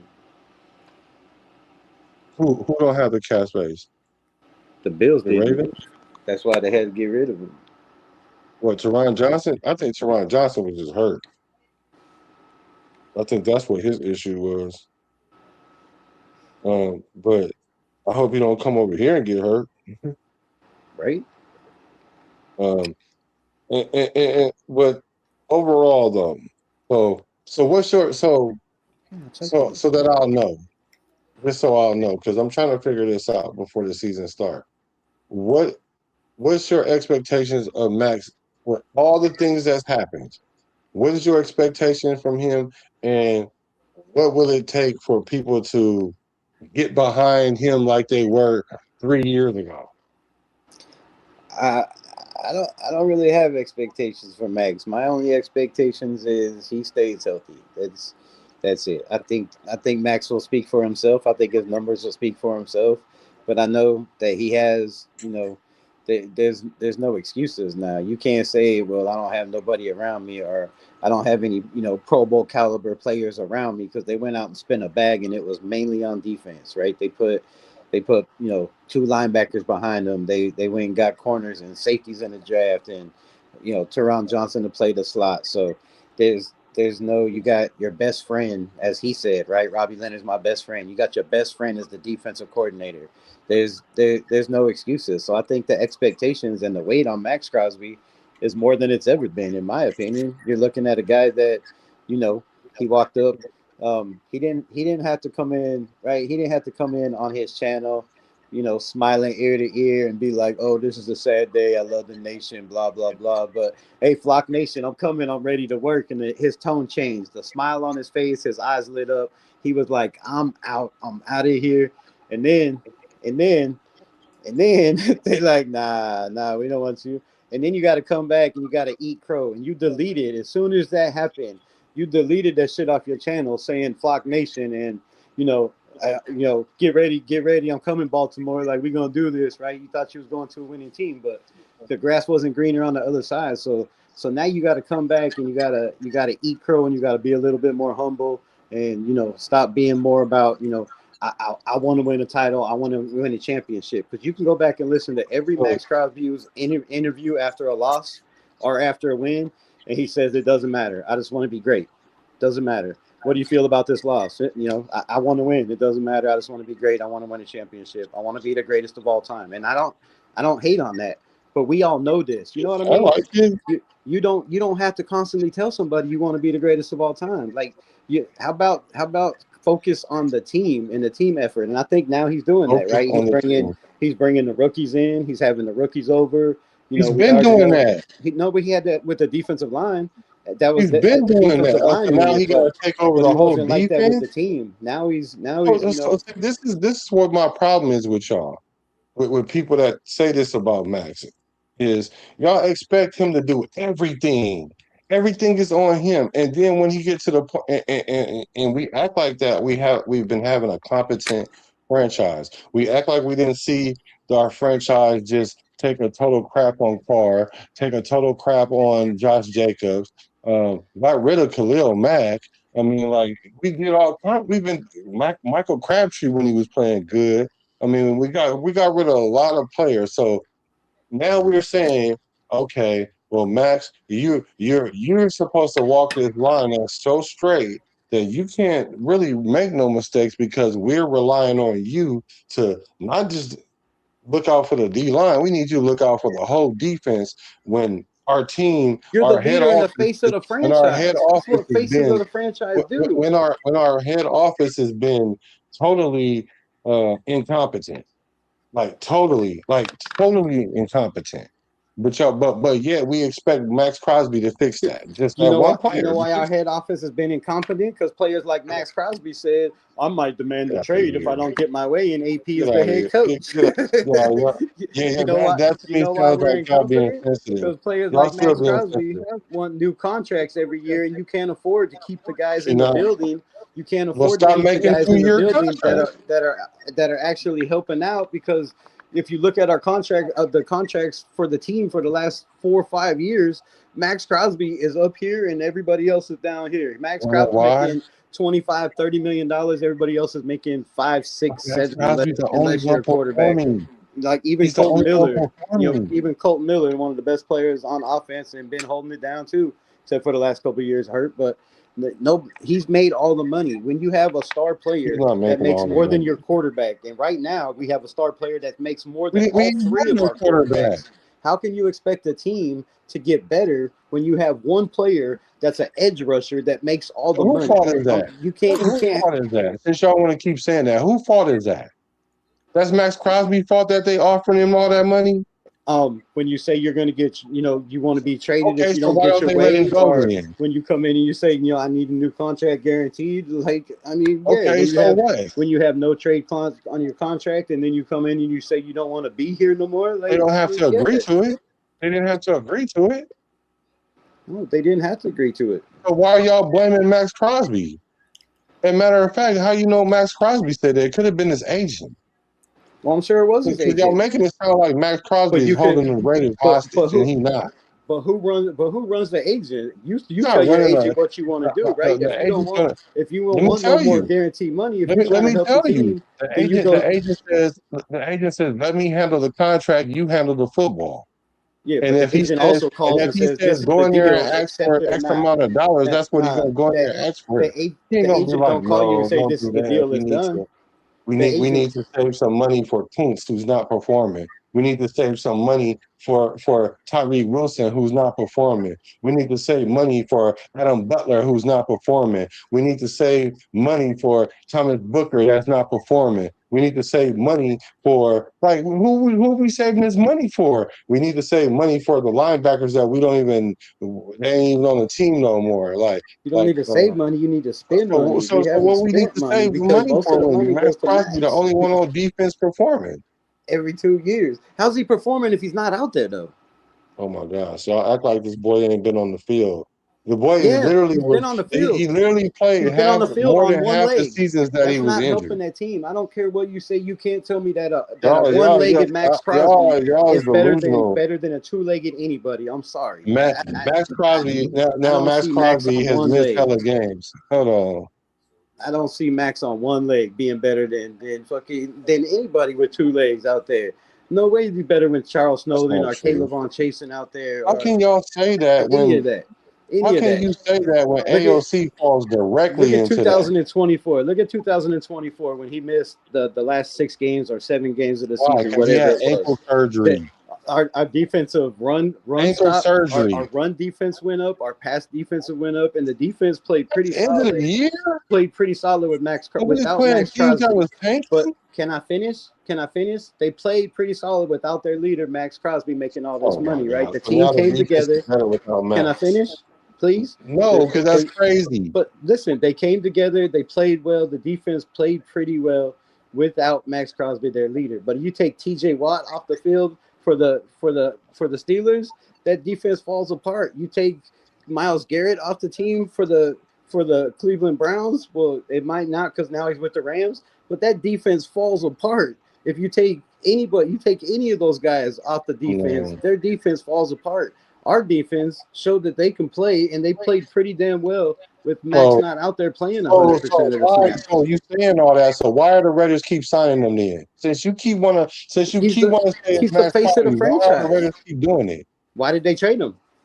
No, answer my question. Not with a question. Why did they keep signing him before they traded him? Because he was the best player on our team. According to y'all, the reason why he traded him is because the reason why they traded him was not because they wanted to. That's what y'all kept saying. The Raiders didn't want to trade him, so he demanded it. He went in there and held the Raiders hostage and made them trade him. So if that's the case, why did the Raiders keep signing him then? If that was the case.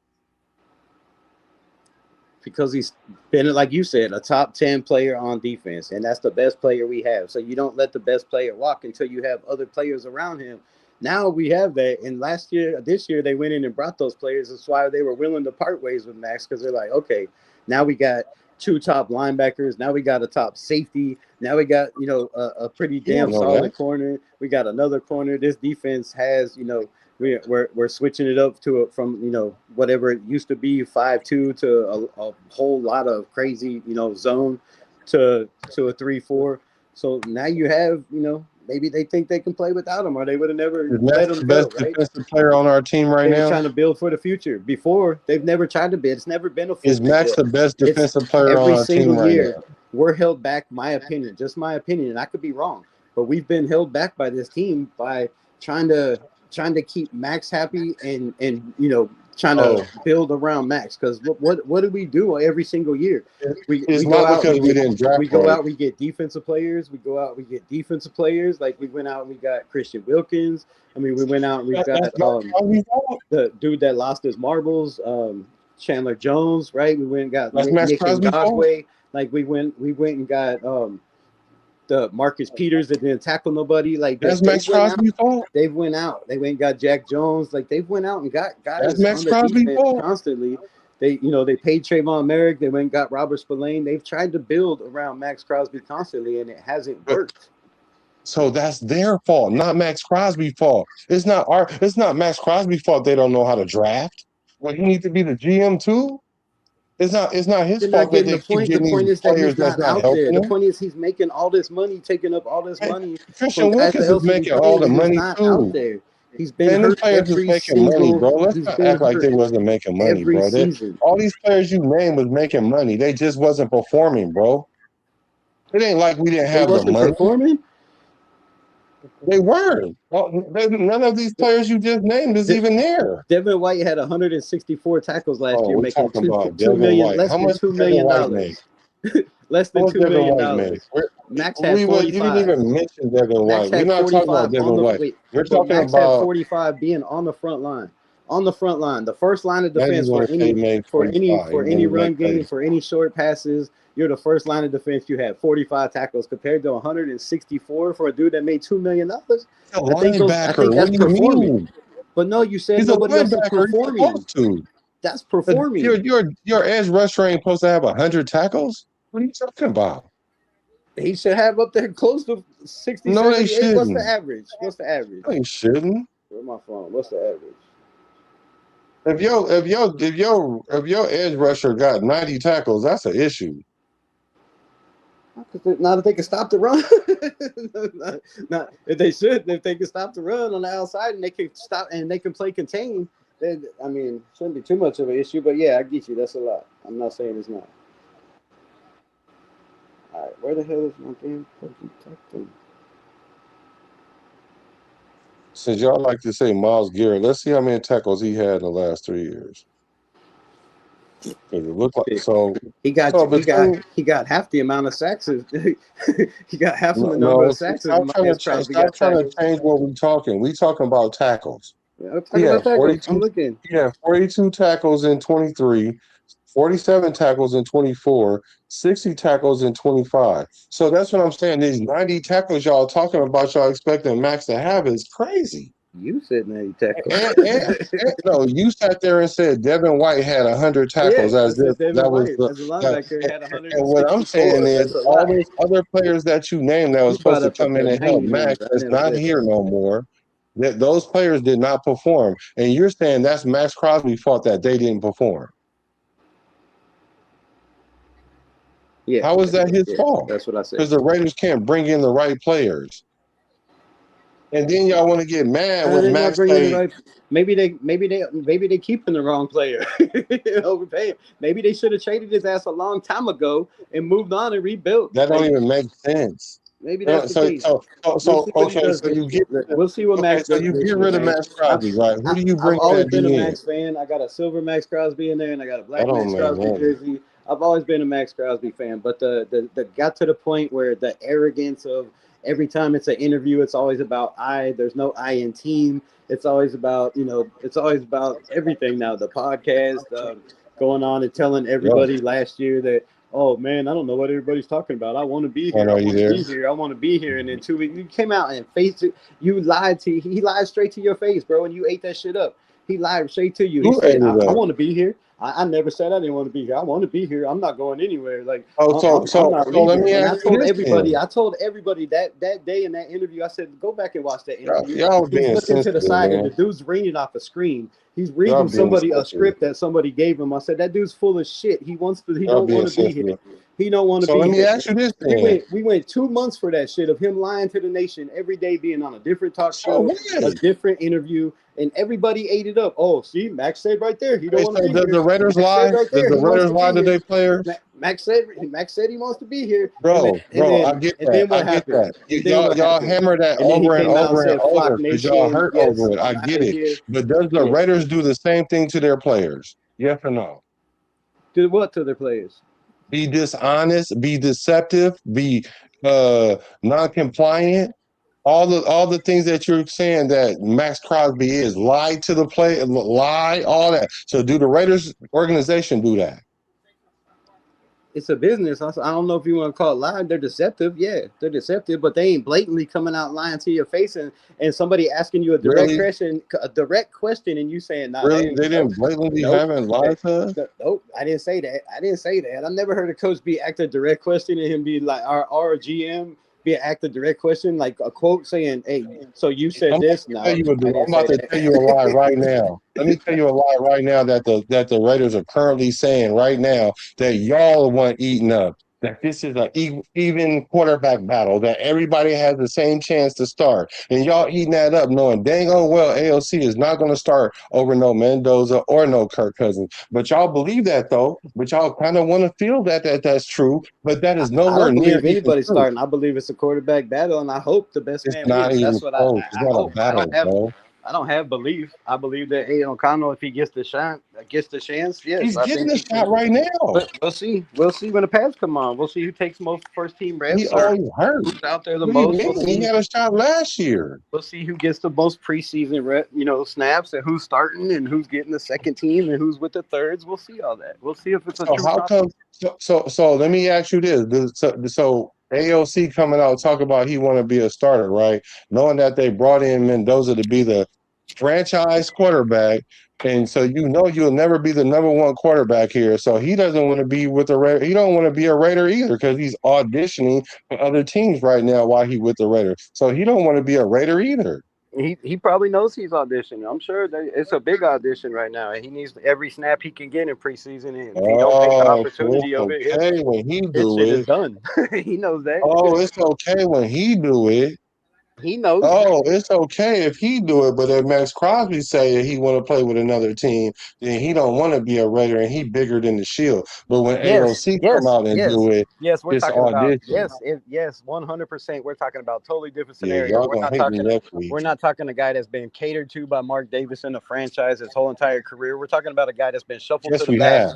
We're talking about a guy that's been shuffled to the back this whole time. You never let me talk. Shuffled to the back, making $1.4 million. Like, just a big difference. He knows that he's been better than everybody they put in front of him. Max Crosby. Whoa. Max Crosby plays 98% of the snaps. Ain't OConnell better to get on the field. Like, so wait, y'all double talking. This is why I don't let you finish because y'all running these fake narratives. No, wait a minute. Time out. Wait a minute. I thought you said nobody is bigger than the Shield. Nobody is. So wait a minute. If nobody's bigger than the Shield, why are you making excuses for Aiden OConnell? For what? You just said, well, because he knows this and he knows that, and he's only making this much money, and he's not as important as this guy. You're making a bunch of excuses. I thought nobody is bigger than the Shield. Do you understand the difference between a fact and an excuse? Because a fact has reference, and a fact has a fact is a statement that you can look up. A fact is a statement that you can look up and find the answer to. Right? A statement is different. It's different. What I said was factual. He was not. Is it factual that Aiden OConnell said that he wanted to be a starting quarterback because of coaching changes? Right? Max Crosby never got shuffled to the back. That's not an excuse.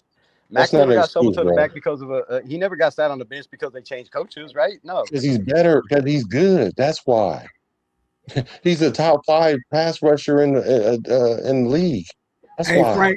Frank, I'm still here. I'm just letting these dudes cook while I'm eating this McDonald's. Yeah, but Where see, you at, Twuan? this Say is my something, thing damn it. though. This is my thing though, because y'all could quickly say that nobody's bigger than the Shield, but then when I put somebody in there other Nobody than is Max bigger than Crosby, the then Shield. y'all got all these excuses for him. No, nobody is bigger than the Shield. Who's putting anybody bigger than the Shield? You are putting AOC, you giving me these facts that you calling them, but there's still reasons. They're reasons. But AOC can play his role and be like, I'm going to be a career backup like he is, instead of sitting up there jumping out the window talking about he want to be a starter on a franchise that he's the third string quarterback. Yeah, technically he's going to be the second string quarterback because we want to keep Mendoza safe. But He we said he know wants. AOC is not better than no Mendoza, and we know that he's not better than Kirk Cousins because if he was, they would have never brought neither one of them in. We don't know that. What We you don't know. mean? We're And we didn't assuming even that. if AOC was a We're assuming quarterback that. that was We're about to find out in come on, Arizona. We're bro. about If to find AOC out was in a Houston, and starting then we're about to quarterback, find why out did we in bring in two quarterbacks? in San Francisco. We're about to find out with 3 different teams who's the best guy out there, right? The tape don't lie, as they say. Tape don't lie. The So tape does lie. it'll be all on film Right. very soon of who gets to do what. Everybody gets their chance to go out and shine, right? It's preseason. That's the whole name of the game. That's why they do this. That's not the name of the game. It's not. It's See, not. y'all fooled by that. You're fooled by that. You're fooled by that because this preseason, it's only 3 preseason games, right? It's 3 preseason games. So you think every quarterback is going to start a preseason game and then they're going to go, all right, now we're going to figure out who's our starter. That's not how they're going to do that. They're No, telling y'all that because they want us to be somewhat composed about what's going on in this quarterback room. but who told you that? Who told you that? You're See, assuming. You're it's obvious. assuming like I'm assuming, No, I'm right? not assuming nothing. Y'all the one wishing that it's going to be You know something it's that it's not. it's guaranteed There's that no that's how it's way. gonna go. There's no They way in told the you that. world AOC is starting, bro. There's no way AOC is starting over no Mendoza or no Kirk Cousins. There's no way, bro. I never said he No was way. either. I said we're gonna find out. No, there is no we gonna find out. You're gonna find out because I already know. You don't know for some reason, which is fine. We'll see though. We'll Fine see. that you don't know, We'll but see. I do know that. But this is my question though. But this is my question when it comes to AOC though. If he does not start this year, is it because he did not get an ample chance this year? Hell no. Hell no. What would be the reason why he don't start this year? He doesn't win out, or like Kirk Cousins said in the interview today, he came here assuming he was going to be the starter and get to compete for that job. So like and like you seem to assume Kirk Cousins already has the job, and we ain't even put pads on, right? You're You saying, don't have to. but what timeout? You're saying there's no competition, and Kirk Cousins is already a starter. Did you not? He is. Okay, so that's what Kirk Cousins believes too, right? So if Aiden OConnell gets to run with the ones and gets to start with the ones and play with the ones against a one defense, and Kirk Cousins gets the same opportunity, and Fernando gets the same opportunity, and whoever wins, then yeah, that's the starter. But then that's a competition. But if it's not, if they come out and play Kirk Cousins for one series or two series in each game and let Mendoza and AOC battle it out, then that tells me pretty much who the starter already is. If you only got to see one series from Kirk Cousins, then you already know he's the man. That's what's going to happen. That's exactly what's going to happen. That's what I'm trying to tell y'all. Instead of delusioning yourself to thinking that this is really a quarterback, y'all listen to Kubiak sit there and say that, and then he feeds y'all that, well, don't sleep on Aiden. Then y'all start thinking these hyperbolic things. And I'm saying the only reason why he's saying that is to keep the quarterback room intact. And it's multifold. It's also so you can keep AOC status high in the event that we do get some trade offers, or even just for his confidence, period, as a quarterback. But you cannot sit here and really think that they're going to go into this off season and say, okay, Mendoza, you're going to play one game, AOC, you're going to play one game. Nobody's going to play a whole game. You're going to play one game. And then we're going to add up all the stats and then find out who played better. And then week one, we're going to put that quarterback in without knowing who our starting quarterback is going into the last preseason game. We will know who our starter is by that time, and we'll know way before that because we'll know that Kirk Cousins is not going to be playing a lot in the preseason. Like, I don't know why y'all don't know that. I don't know why, with your name as Black the quarterback, you seem to think that one quarterback is going to play a whole entire preseason game. Has that ever happened? I didn't say that. You said that's what I said was no. What I just said is if y'all think that. You just said people think that it's going to be one quarterback play one game, one quarterback play next. That's never happened in the NFL. Bro, ever. So and you're taking it too literally. You're taking it too literally. What I'm saying is start. If Kirk Cousins start the first preseason game, and then Mendoza play the third quarter, and then AOC play the fourth quarter, the first game, and then the second game, then AOC starts, and then Kirk Cousins play one quarter, and then Mendoza play another quarter, and then the third game Mendoza plays, he starts and play 2 quarters, and then there's 1 quarter and 1 quarter. That's what y'all. That's even. That's even during the whole training camp. And what I'm telling you is that's not going to happen. It's not even going to look nothing like that. Salute, Raph. It's going to look nothing like that. Hey. But they've already told us what was going to happen. They told y'all that, and y'all believe that. They already told us what happened. Kirk Cousins, Klint Kubiak already said, and Spytek said, the veteran deserves the right to start. He deserves to take those first team reps, right?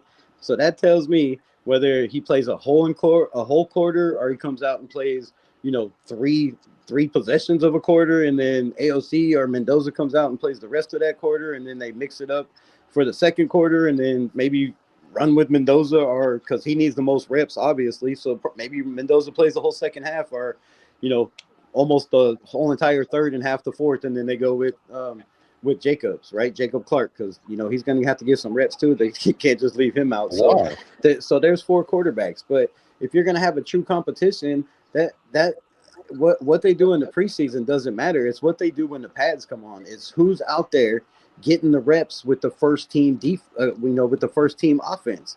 Is it a whole day like it's been in the past where Minshew was the guy one day and then AOC was the guy the next day, and they did that for the whole entire camp? Or this year where it was Geno Smith for the first couple of weeks, and then the last couple of weeks they switched it up and let AOC run with the ones for a little bit. They've mixed it up. So we'll see in camp how much Mendoza gets first team reps.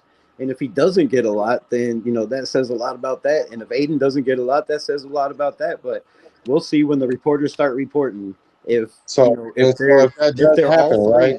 they're all three getting first team reps during the day, or if they one day and one day and one day, it'll tell a lot. But we don't know until the pads come on. But I do know that I believe, maybe you don't, but I believe Klint Kubiak is genuine. I feel like when he speaks, he speaks. I don't think he's out there gassing anybody up or trying to blow anybody up. I think what he says is genuine. And if you don't feel that way, then you don't feel that way. But bro, I'm not going to sit up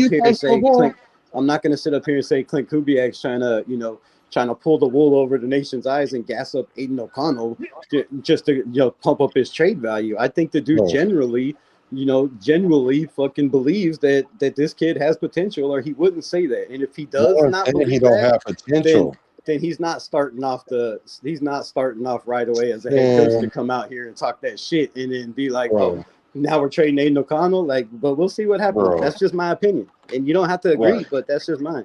What's yours, Raph? No, yeah, I'm about to get you in right here, Raph. But let me just land this plane right here, bro.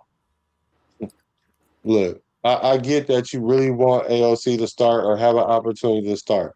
And yes, you probably can have a quarterback competition with 2 quarterbacks, but you're not about to do it with 3, and especially not 4. So the thing about it is, we know once that start, and you think that Klint Kubiak is sitting up here being 100% forthcoming and honest about what's going on in that QB room, then you are sadly mistaken. Because I don't care how much of a Christian he is, everything he say out his mouth is not going to be true because there is politics involved, and you have to frame things It's a a certain business. kind of way. And so, if you're telling me that he really believed that on Sunday he would, it doesn't matter if he goes to war with AOC or Mendoza or Kirk Cousins, that's a lie. Because if that was the case, he would have never went and got Kirk Cousins before he even got Mendoza. You keep Like, saying if that. he You really keep was that saying that, but how confident, did he know what he had in Mendoza before he went and got Kirk Cousins? He was fucking preparing for a Super Bowl. He said it himself. He didn't even watch a game. Wait a minute. He went and got Kirk Cousins. Kirk Cousins first? He went and got Kirk Cousins because that was the first thing they did when he got a job. He didn't know anything about Mendoza. He said it in his interviews. I don't know. We'll have to see. I can't wait to get in there and study the film, get him in the building and talk to him. But you don't think he did his homework on? You don't think he did his homework? He didn't know. So you don't think he did his homework on AOC before they drafted Mendoza? You think he did his homework on him? I don't think he did homework on anybody before he went and got Mendoza. He said he did. What do you mean? He said he watched a couple film of people in the building. He never said shit about any of those. Oh my God! So you telling me that there was a quarterback on the roster? He didn't do no homework. I'm sure on he him, watched some games when he had time. But how much time do you have preparing for a playoff? 17 starts, man. Because he's not that guy. You have from February taking over a new coach. You have to hire coaches. You have to prepare your roster. You have to prepare for the draft. You really think he's worried about going back and trying to fit in film as well? I'm sure he's got people that watch film for him. So he didn't look at AOC. He don't know. He really don't know about AOC. Is what you're saying? I don't know what he did. I know that once he did say he looked at film and got him in the film room and got him in the building, he was highly impressed. Of course he's going to say that. Genuinely impressed. Of course he's going to say that. He ain't going to say, "Oh, I think he average." He ain't going to say that. I mean, yeah, he could have also said that about Jacob Clark, but he didn't. Yo, Capitan, what's up, brother? Hey, I'm doing good. So I just wanted to tell, very quickly at all, but I just wanted to tell you, if we talking about the Raiders situation about for that season, I mean, it's already choosing about short-term or long-term quarterback plan because we know that we drafted Fernando Mendoza, but what should we do about for the Raiders? So we can be expected for the week number one. Gives the offensive line, young skill player stability, and they wanted to allow Mendoza to learn the NFL game without being rushed. And it really fits what the coaching staff had politically signed up. And about Aiden OConnell, he remains a valuable backup. But it seems like they have it behind between Cousins and Mendoza and the deep sharp. But it's just he wasn't really worthy as a starter and experienced reserves rather than long-term quarterback.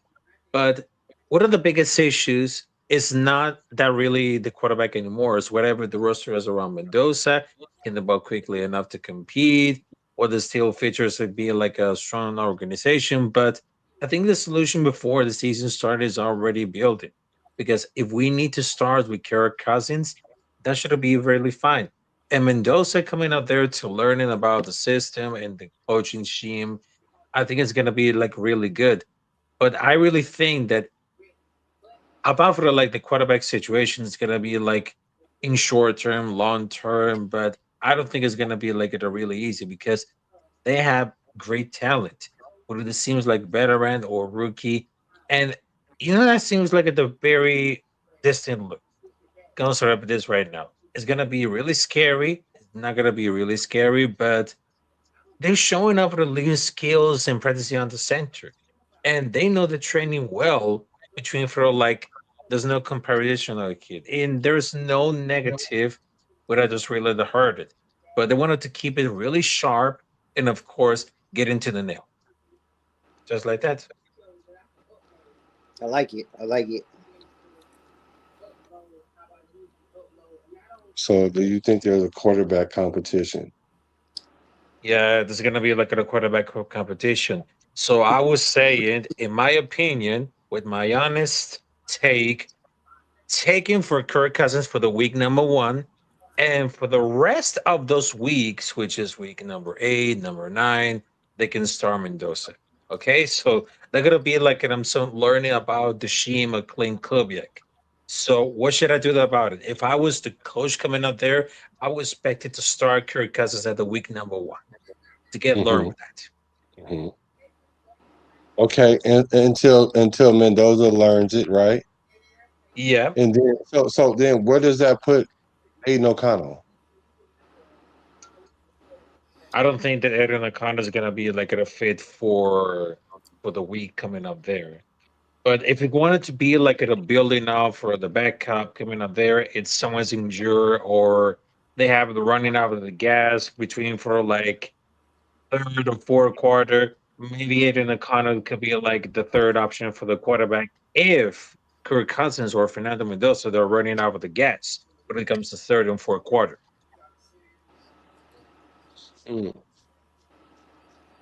If we got 2 quarterbacks running out of gas in the fourth quarter, we in trouble. We in big trouble. We in trouble. We in big trouble. If any of the quarterbacks run out of gas in the fourth quarter, like we in big trouble there. Somebody better go find Deuce Gruden. I'm gonna take it for what I'm respecting what you're saying. But so my thing is this though. Mm-hmm. And y'all just because y'all ain't heard this don't mean that ain't what happened. But I'm telling y'all how to read between the lines, like because I'm sure y'all played with coaches before, and coaches have said things to you, more or less the public outside of the locker room said things to you that made it seem like it was one way when really it wasn't that way. And I'm saying that the same thing is when they brought Kirk Cousins in. The first thing that you do as a new head coach is you have to find your quarterback is because you are attached to the quarterback that you are coming in on. Let's look at Aaron Glenn. That's why he's having a problem right now. People don't think he's going to make it through the end of the year because he ain't even got no quarterback to attach himself to. But so the first thing, what does Kubiak does? Go find a quarterback that knows his system so they can hit the ground running at least, right? So they go get Kirk Cousins. Kirk Cousins. He bring in Kirk Cousins. Cousins, hey, you know we're going to probably draft Mendoza. Okay, cool. I know that. I know you guys are going to do that. Y'all not doing me like Atlanta. Tell me I'm going to be the man and then go draft somebody behind my back and then create a quarterback competition. And so now we got to play this political game. So when they brought in Kirk Cousins knew dang on well that he's going to be the starter. So that's why he's like the best player is going to play because he knows already he's the best player because there's no way Mendoza's going to learn the offense as good as Kirk Cousins because Kirk Cousins know where everybody line up at. And I ain't talking about according to just the play. I'm talking about according to different coverages. And he can audible. Mendoza don't have none of that stuff down yet. He barely can take snaps under center. He don't even know the footwork yet. So he already know that he's not going to beat him, and he already knows there's no quarterback competition. But what they tell Raider Nation is that it's a quarterback competition, and that all the quarterbacks are even. So that way there is no picking sides and splitting up the quarterback room. It's only us that's doing that, thinking that Mendoza can start week 1, and Mendoza is not going to be ready week 1 because Kirk Kubiak already said that he's not going to be ready week 1. Like he already said it. When? He said, if it's up to me, which it is, he's not going to start. They what do you think they brought in Kirk Cousins said that. for? He never said if it's up to me, he's not going to start. Okay, hold on.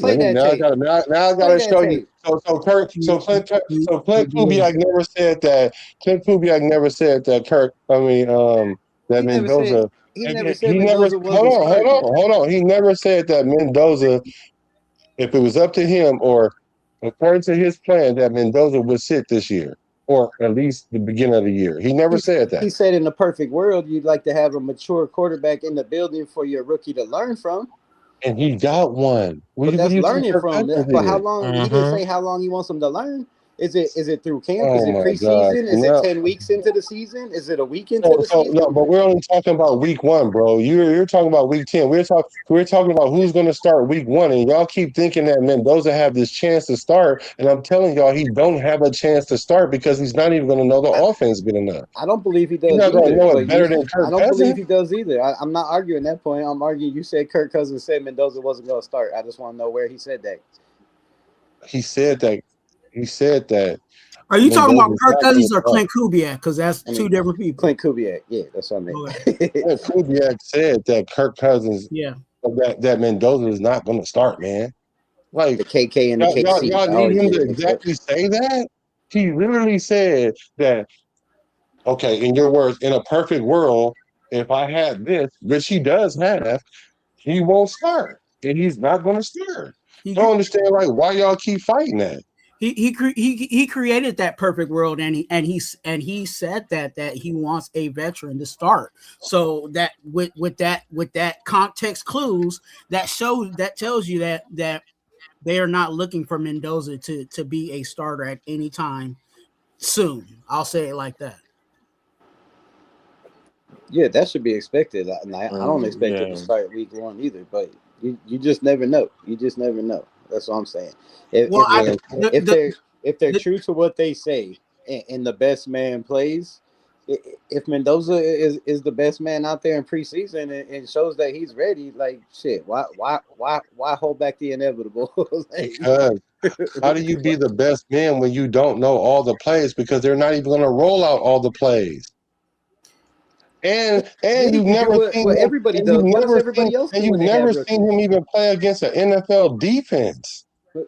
Either has any other quarterback that was picked in the first round that starts right away. Yeah, but they also didn't have a But Kirk none of them was Cousins Mendoza. on the None of them have the brain they like never had Mendoza a has. Kirk Cousins on the roll in the quarterback room. A lot of these first, like Cam Ward, who was the quarterback in Tennessee before he got there. It wasn't no Will Levis.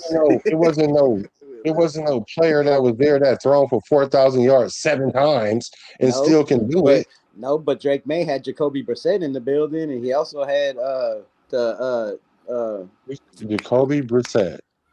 yeah. So you saying Jacoby Brissett and Kirk Cousins is the same caliber quarterback? No, one They're was picked in the not. first. One was picked in the first round. I do believe one was picked in the fourth. So no. I don't care if they both picked in the 7th round. They're not the same quarterback.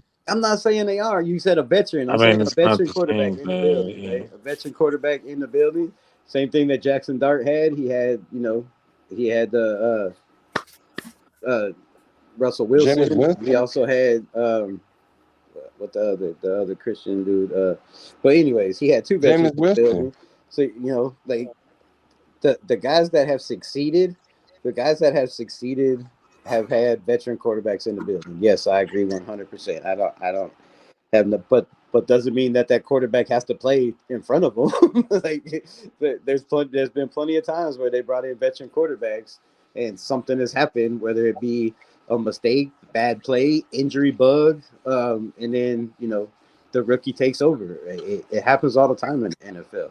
But to say there's no chance that Mendoza could go out Bro, there I'm not saying there's zero and chance, win bro. out in week 1, that's crazy. I'm not saying there's zero chance. The only chance he got is if he get hurt or if he get old overnight and hit a wall. That's the only 2 ways that any one of them, especially AOC, gonna start. That's the only way AOC gonna start. Now, the only way that Mendoza gonna start if he learns the offense as good as Kirk Cousins and perform like y'all. I don't know. I don't know how y'all think that he's that advanced. Like he's not Joe Burrow, bro. I'm sorry. I think the other dynamics were different. You talked about Jackson Dart. I think the guys that they had over there, they already knew what time it was with Jackson Dart. Like with our situation, it's the opposite. You know what I'm saying? Like we brought in our vet to be a starter to give that quarterback time. The Giants, they as soon as they drafted Jackson Dart, they were automatically trying to make him be the starter. Jameis Winston wasn't, you know what I'm saying? Like, as much as Jameis Winston wants to be a starter, he already knew what time it was over there in the same way. So it is. I think it's a different dynamic from what they have versus what we have. Mm. I mean, you get it right.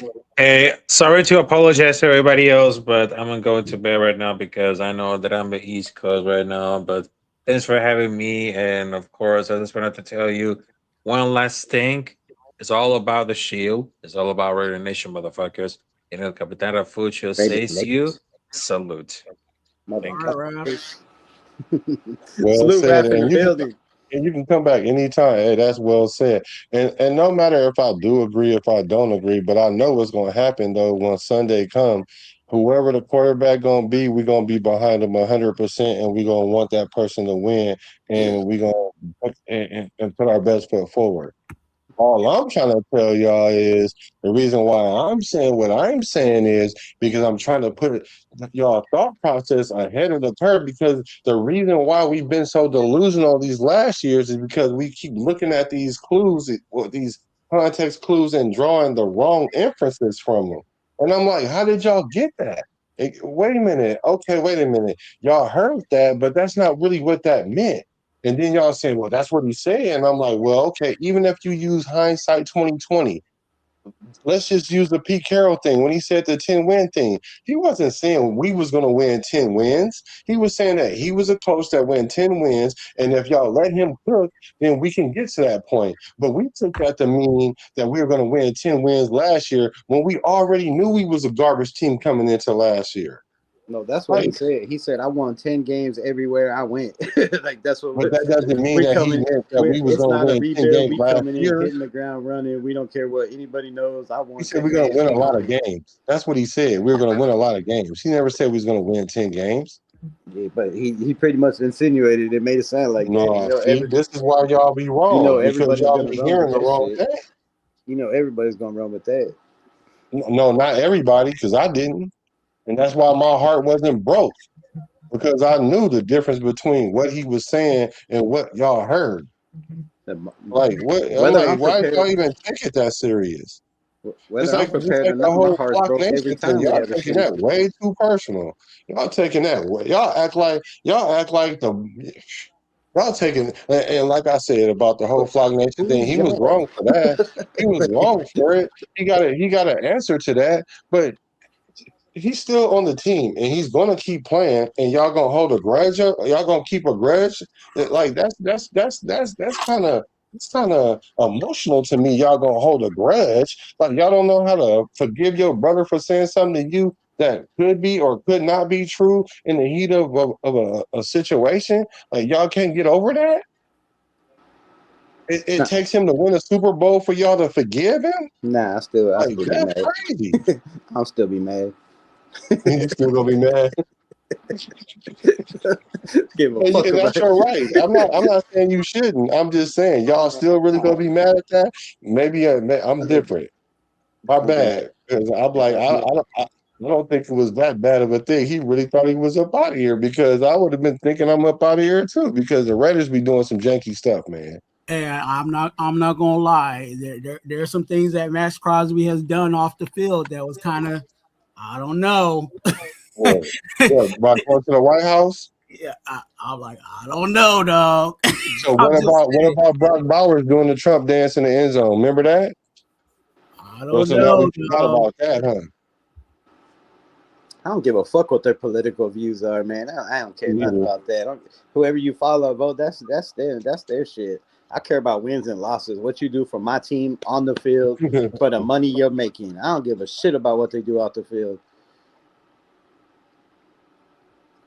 But I get what you're saying, though, Twan. Those things don't. When you're the face of the franchise, too much is given, much is expected. I get that. It's not like that's oblivious to me, y'all. Hmm. I do get that, but I think we're too hypercritical when it comes to Max because it's the Raiders we're talking about. It's the Raiders that we're talking about. It's the Raiders. The Raiders, we have been dysfunctional as a franchise, and how we treat our players is ridiculous. I'm talking about the Tim Browns, the Marcus Allens. I'm talking about the legends. Derek Carr is even a Raider legend, and whether y'all want to admit that or not. But look how they was treating these players. I mean, even Khalil Mack, he would be a Raider legend, but he can't even stand the Raiders. He hates the Raiders. So, and it's all because how the franchise treated him. So, for a player to see the writing on the wall, why does he got to wait till his name is on the wall in order for him to protect himself? That's the only thing I give him grace upon is because of how the Raider franchise has been treating our players. It's the only reason. That's the only reason why I'm giving him a pass. Other than that, personally, I think he went about it wrong. He shouldn't have. He definitely shouldn't have said. He shouldn't have transitioned from one team to the other in the same show. That was dumb. But as far as him doing a podcast, come on, man. This man's the first man in the building, last one out. Y'all act like he can't do a 2-hour podcast a week. Y'all get out of here with that. It's not a distraction. I don't care what he does during the offseason, but at the crap table. I don't care what he does during the offseason, but during the season, he don't need to be focused on no damn podcast. You focus on the game. It's not that hard to focus, man. Y'all act like the man. Y'all act like he a one-man band. He shows up and talk. He doesn't have to do anything but talk. Well, I guess you got producers and all that shit. It's not like we got anything, but still, like, man, I don't know. Just maybe that's his outlet, I guess. I don't give a shit about the podcast, but sometimes it's just, man, that shit irritates you. It's just irritating as hell. I don't want to hear that dude constantly talking about how great he's going to be and every year is going to be better on a more messed up knee, and how he going to be the greatest every year, going to be the greatest, and he don't make it through the season, or you see all the highlights, but you don't see where he's running the stunt when he's supposed to be containing on the outside and it goes for an 80-yard touchdown. you don't see all the bad stuff unless you watch film and you break down where Max Crosby's freestyling out there and they run right at him and he's doing this, and the dude's by him and it's a 40-yard gain. Like, they show all the highlights all the time, and they do all that too. And everybody makes mistakes. And I really don't care. Like, the pick would have been great. He's back. I want to see what he does. He's, I feel like he's got a chip on his shoulder, and a Max Crosby with a chip on his shoulder, if he's healthy, is scary to the rest of the NFL. And hopefully it's scary enough, and it's enough with the team around him that he can actually start making the players around him better. And this ain't my words. This is what he said in his last interview. He said, I realized that I need to stop focusing on me and make the players around me better. I need to do more to make the players around me better. And that's the first time I've heard him say some shit like that. So, he's changing his mindset. And if he could be the leader and a different leader, like he said on his last podcast or 2 podcasts ago, right? Like he did a lot of growing up and a lot of sightseeing, to himself or whatever. Like maybe he got a little humble and he's a little different person. He acknowledged the fact that he might not need to play. He acknowledged the fact that he might not need to play 98% of the snaps. Like, that flight from Baltimore to Las Vegas is a long flight. I hope he did. He had to drive like 2 or 3 more hours. You can't tell me if you was married and you told your wife, I'm gonna go. I need a divorce and I want out of here. And then you go shack up with some chick, and after the first night she kicks your ass out, and you got nowhere to go, no job, no money, because your old lady left with all your shit. That happens all the time. And you ain't gonna be humbled. Max Crosby got a hall pass. Baby too. Right. He got a hall pass to go see the grass wasn't greener in Baltimore. He pulled up to the city. Man, women do that all the time. The streets out here, like he said, last time he was there was dead bodies in the alley and shit. Like he said, this ain't the place to bring my family. Got killed at the hotel that he was at. He got humbled really quick. He went to Baltimore and said, "Bro, I ain't about this life. I grew up in Detroit, but this is different. Baltimore different." You ever been to Baltimore? Yeah, for sure. That shit crazy, bro. Crazy. It's like New York. What up, New Jersey fans? NJ fans was good. Thanks for Capitan for the motivation for sure. But I do think he was humble.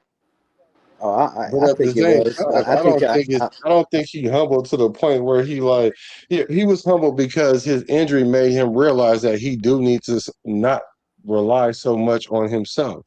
Now, how do you make players around you better? Not by taking them to dinner, that helps. But how do you make them better on the field is by taking on double teams and triple teams. If you're taking on double teams and triple teams and not other players that's getting paid millions of dollars can't capitalize on that, what more does Max Crosby need to do? Still make the play after being doubled and triple teamed? That's what y'all expect? No, but I do want to hear when he's out there and he does get to practice. I do want to hear one of these reporters say this defensive player made a mistake on the field, and before the coaches could get over to say anything, it was Max Crosby, because we've heard that about Kirk Cousins doing it with the quarterbacks. We've heard it about Trey Tucker and Jalen Naylor doing it with the receivers. We've heard about Taron Johnson doing it with the safety room. We've heard about Colton Miller doing it with the offensive line. So we have all these leaders in the building that when these players are making mistakes, he's over there not yelling and screaming at them, but coaching them up. Like, man, this is what I seen. You know, this is maybe you could do this. Turn your hips. Maybe not turn your hips so quick, right? Don't show what direction or which way you're leaning, right? Move your foot the other way. This is how you lined up. You know, whatever it is, right? So that's what I want to see, and we haven't heard that from any year. I've never heard like Max Crosby's out there coaching these guys up. Now, I will say with Tyree Wilson, they were constantly working one-on-one, but that was the only thing. And JPJ, I guess, in the building, they said that they were working out first thing in the morning. But other than those two guys, you don't see it. You don't see it on the sidelines of Max going over when people make mistakes all the time. Like, hey, you know, do this, but you do see him arguing last year with people on the sidelines. So now he got to make all the plays in the double and triple. He don't have to. He don't have to. He got to take the whole defense out there. You exaggerate everything I say. I said I would like to see him take more of a leadership role, and you say now he's got to make every play and make every tackle. Like, how does it get blown to that? I didn't say every tackle. I'm saying y'all expect him to beat the double team and the triple team. I'm not expecting. I didn't say nothing about a double triple team. Defense I expect him to be a leader more in practice and on the field. And you're talking about doubles and triple teams. I don't know if we're going off subject. First of all, Max Crosby does all those things that you're talking about. Max Crosby took Malcolm Cooks under his wing for the 2 years after he had his breakout half a season or 6-game season, and Malcolm Cooks have not translated. But no one seems to remember that Max Crosby took him under his wing. Okay, so now what we're talking about is who's the new player that he got under his wing now.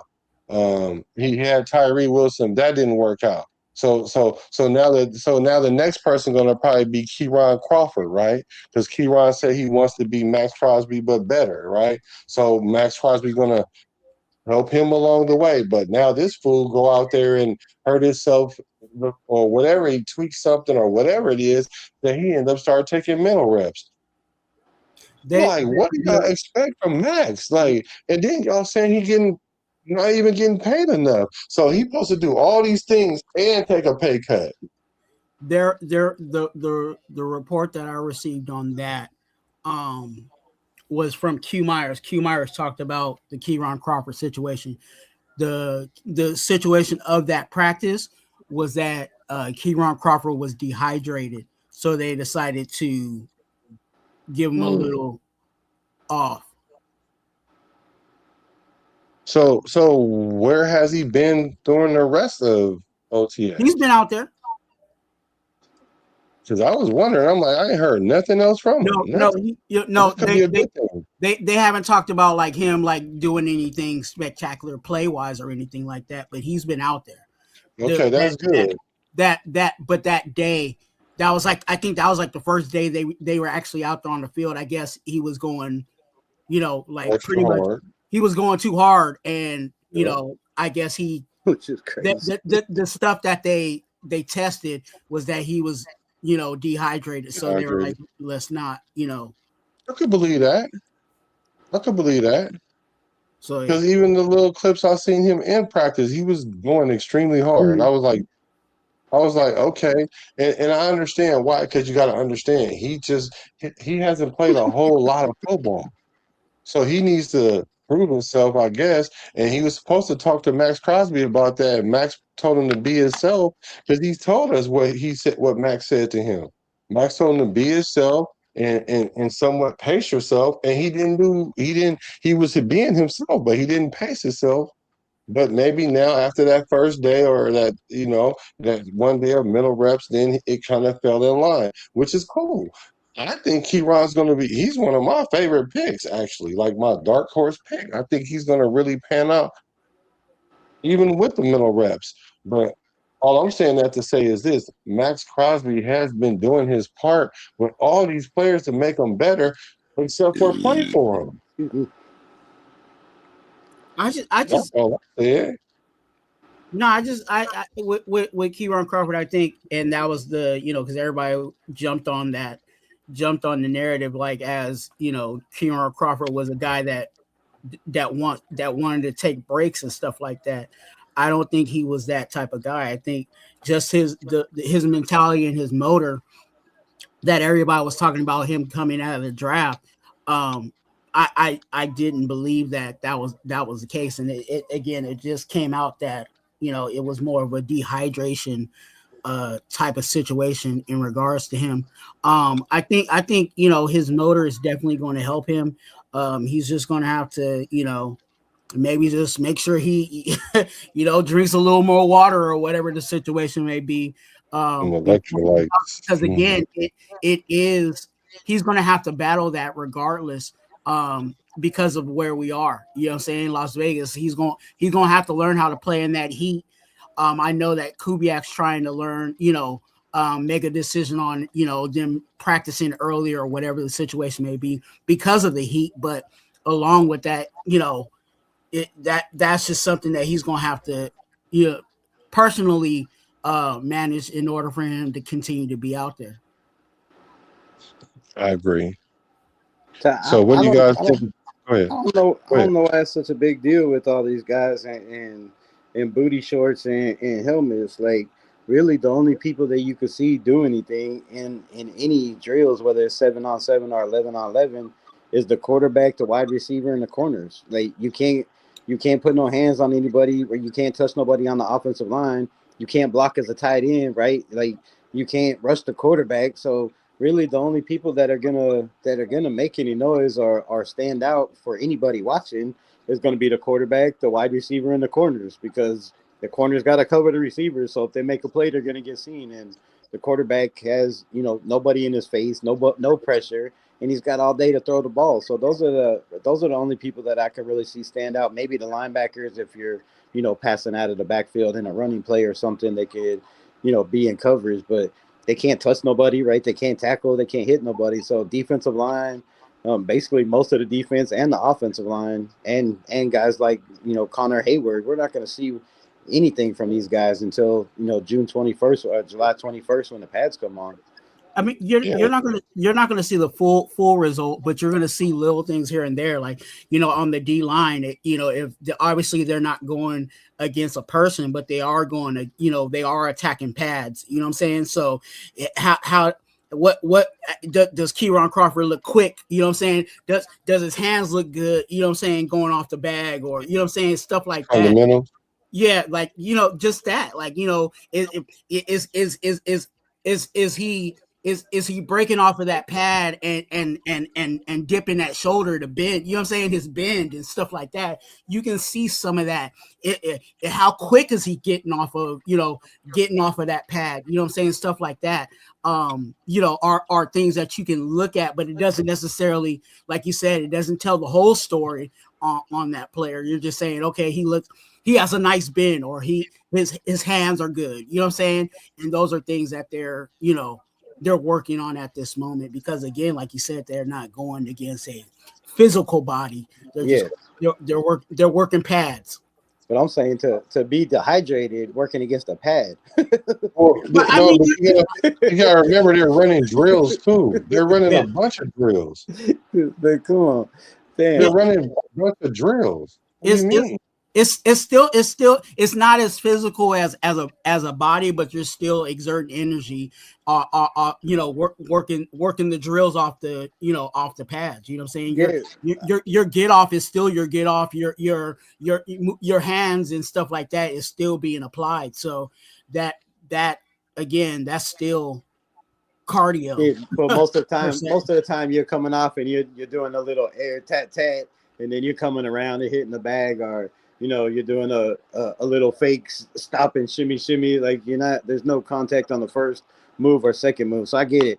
You can see some footwork, a little bit of fundamentals, but I'm saying physicality. Like you're not going to see anybody shining when it comes to offensive line, defensive line, linebackers. Like you're not going to see anybody that's standing out and they're going, oh, like, man, this guy looks, I would ignore it.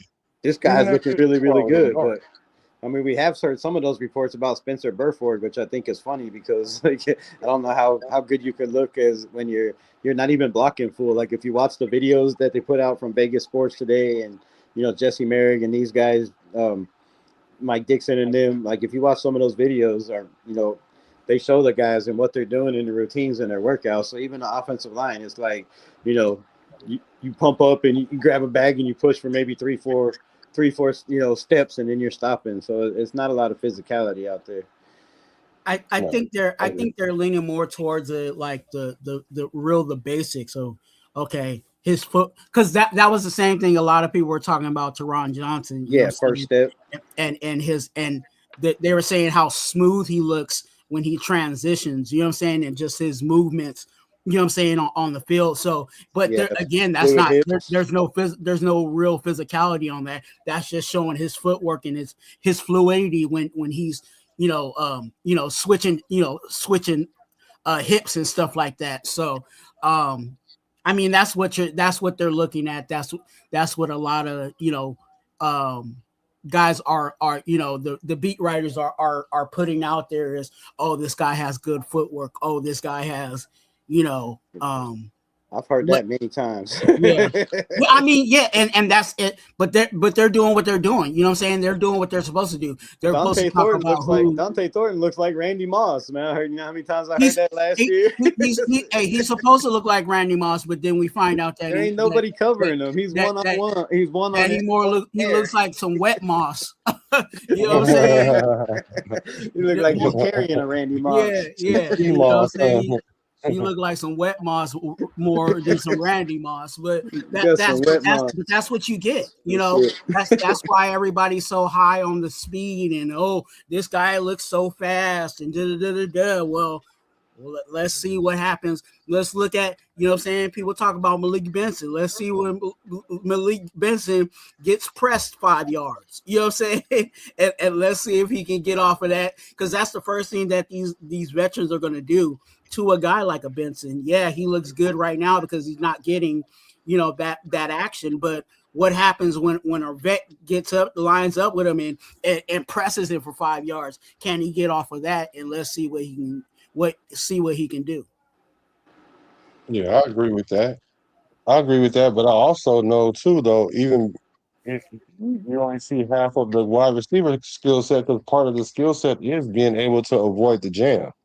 Yeah. But you can't see that unless you're being jammed for real. Yeah. So, you get that on 11-on-11 though, right? I mean, you can jam. You can still jam with no pass. Like, on 11-on-11, you probably can't see that, but you're still playing sticky man coverage, like. But even on 11-on-11, it's a pass play, so the ball coming. So on 7-on-7 is like that. On 11-on-11, it could be a run, so it kind of helps a little bit. But all in all, in OTA sessions like that with no pads and stuff, you can see a little bit. But what it always boils down to is, that's only like about half of the job. The other half is actually tackling the person. Like, can you actually just tackle the person? And so that's the issue. Like, you can look good with shorts on, but can you tackle the person when they running straight towards you? And that's what we're gonna find out. And I think it's more, the 11-on-11s is there, but I don't think they're really hard. You know what I'm saying?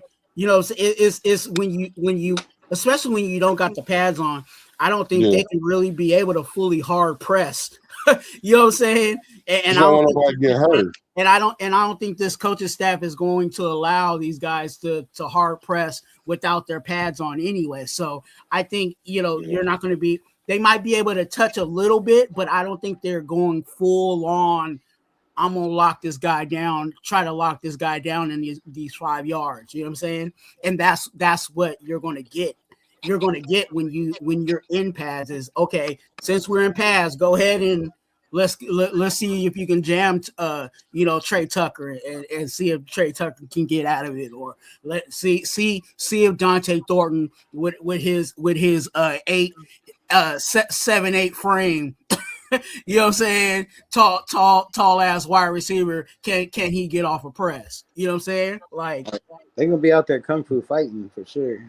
Yeah, definitely. Especially with the new corners that we got. I'm high on these new guys that we got. They look like they're ready to to definitely bump and run if they need to. So here's a question. Let me ask you this. Oh. Go ahead. No, go ahead. Let me ask y'all this. So I know I've been hyping up this team and trying to gas everybody up, but I got my videos coming out with the negative shit. Don't worry, I always got that. But looking at this defense, do you feel like I don't want to put jinx on the team, but just looking at the injury history of the defense, man, if you look at the injury history, right? You got Crosby, you got Eric Stokes, you got Quay Walker, you got Nakobe Dean, you got Tyron Johnson. Good. That's 6 guys. That's 6 of our defensive players. Like, if you lose 3 of those, you know what I mean? No, like, if you lose one of them, and if you lose Nakobe Dean, then we through. I don't. We through. I feel if we you, lose him. I don't know. I feel if you lose like a linebacker, if you're 3-4 in your base, and that means we're going to be probably a lot more in nickel and dime packages with a lot more, of those corners like Jeremy Chin playing that kind of jack linebacker role, or whatever you want to call it. But, that I think because we have so many Sagan Olobi and guys that can fill that role. But so why we give him $20 million then? Like, why we give him so much money then? Well, yeah, because we want him to be the man, but I feel like we have enough pieces on that front that we can move around. If it's a Nakobe Dean or a Quay Walker, I don't really know about the depth behind them. I'm hoping Cody Lindenberg and Tommy Eichenberg could do something, but hopes and dreams. I hope they don't have to play. That's the only thing I hope, because like that's what I'm saying. We talk about max money, but then we give Nakobe Dean all this money, but then we gonna be in nickel all the time. Well, why give him all the money then? Well, even at nickel, you still need 2 linebackers. Yeah, but is he gonna be one of those linebackers? Well, yeah, he's the fastest one out there. It's gonna be him and Quay Walker, him and Nakobe Dean. Those are our best linebackers. So those dudes don't lead the field. I guarantee you, those dudes are playing 90% of the snaps. Quay and Nakobe are our best linebackers. So they're going to be out there as much as they can. Now, I think we could get away with just having Quay without Nakobe, but if Nakobe goes down and then Quay, then we're done, because I don't see Eichenberg, I don't see Lindenberg, you know what I'm saying, being anything outside of just a spot cover. You know what I'm saying? Every once in a while. You're calling Devin White and Jamal Adams at that point. To be honest with you, I wish we would have had a conversation with Jamal Adams, because I think if we had Jamal Adams, you know what I'm saying, I think we could do something very nasty. I wish Perez wasn't a building like that defensively, because again, there goes another linebacker that can spot and play safety. You know what I'm saying? You can run him safety every once in a while, but he can also blitz. You know what I'm saying? Like Jamal Adams, I liked him. I mean, he was playing in the cover 3, but I like what the flexibility that Jamal Adams brought to the team. So if we were able to make a play for him, I would love it. Yeah. So if he's still out there, I wouldn't see it. I wouldn't mind that at all if they brought him in. back to the topic, and I'm gonna let you guys go because I know it's late everywhere. Yeah. And happy Father's Day if you're a father, bro. He says honestly, the Ravens needs to be punished for backing out for Max in some form. What do you guys think about that? What was that? I'm sorry. Should the Jets be penalized for backing out of the Max trade? Sure, the Ravens. Yes. I, They're I not. I think they're gonna be punished by the play on the field. We'll see what if Ted Hendrickson could hold up. He's got same thing, got injury knee issues. So that's a big gamble. They tried to save those 2 first round picks and spend a little bit less money. So we'll see. They got a whole a new head coach, a new defensive coordinator, I do believe. Uh, yeah, they got. We'll see what they are. I I think they'll be penalized not necessarily by the NFL, but they might get penalized by the teams, choosing not to do business with them, for this reason. You there's certain things again by the rule book. The Ravens in all rights had the right to do what they did. Unfortunately, there's just a certain thing with doing business with good faith. You know what I'm saying?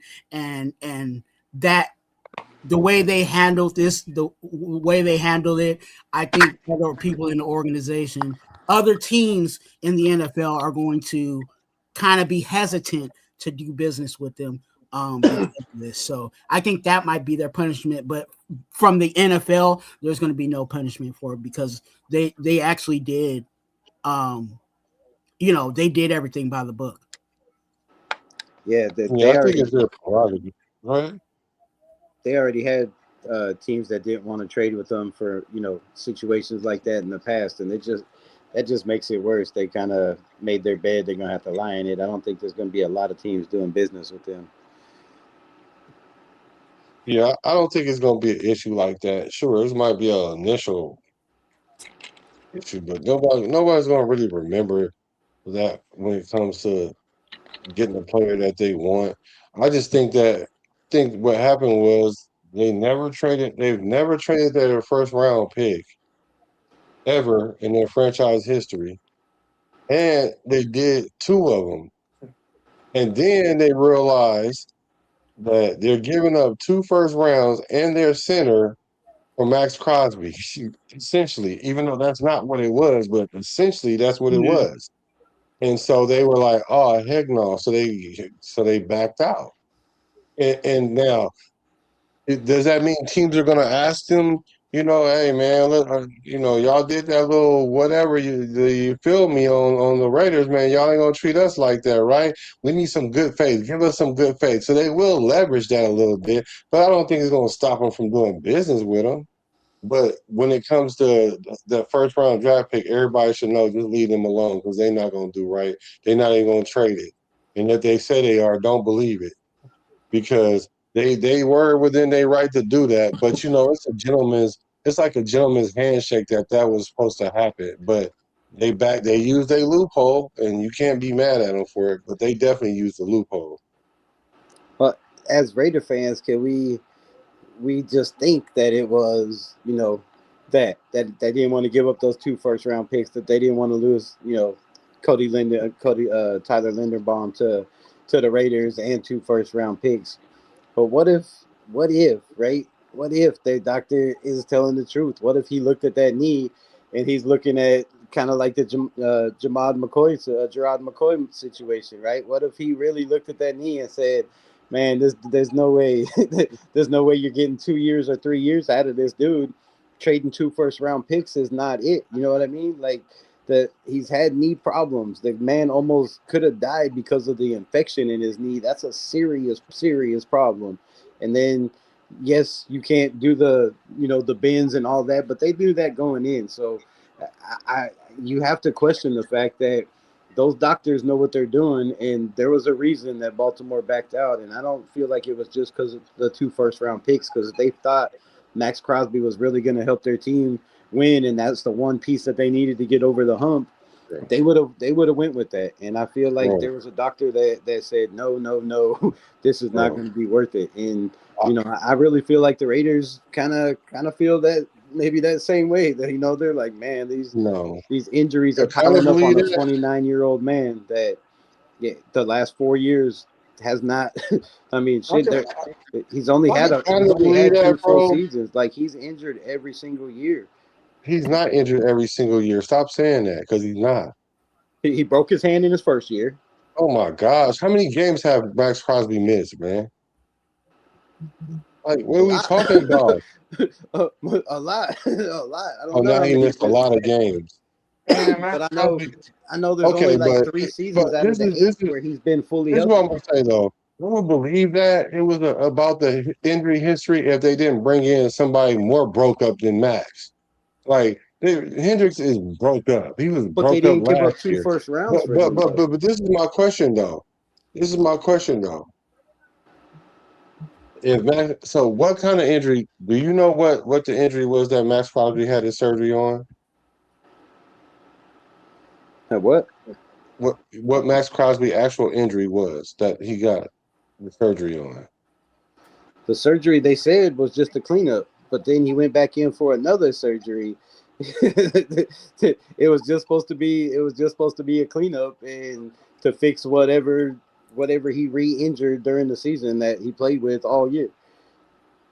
So he had a meniscus injury. So you can do 1 or 2 things with this injury.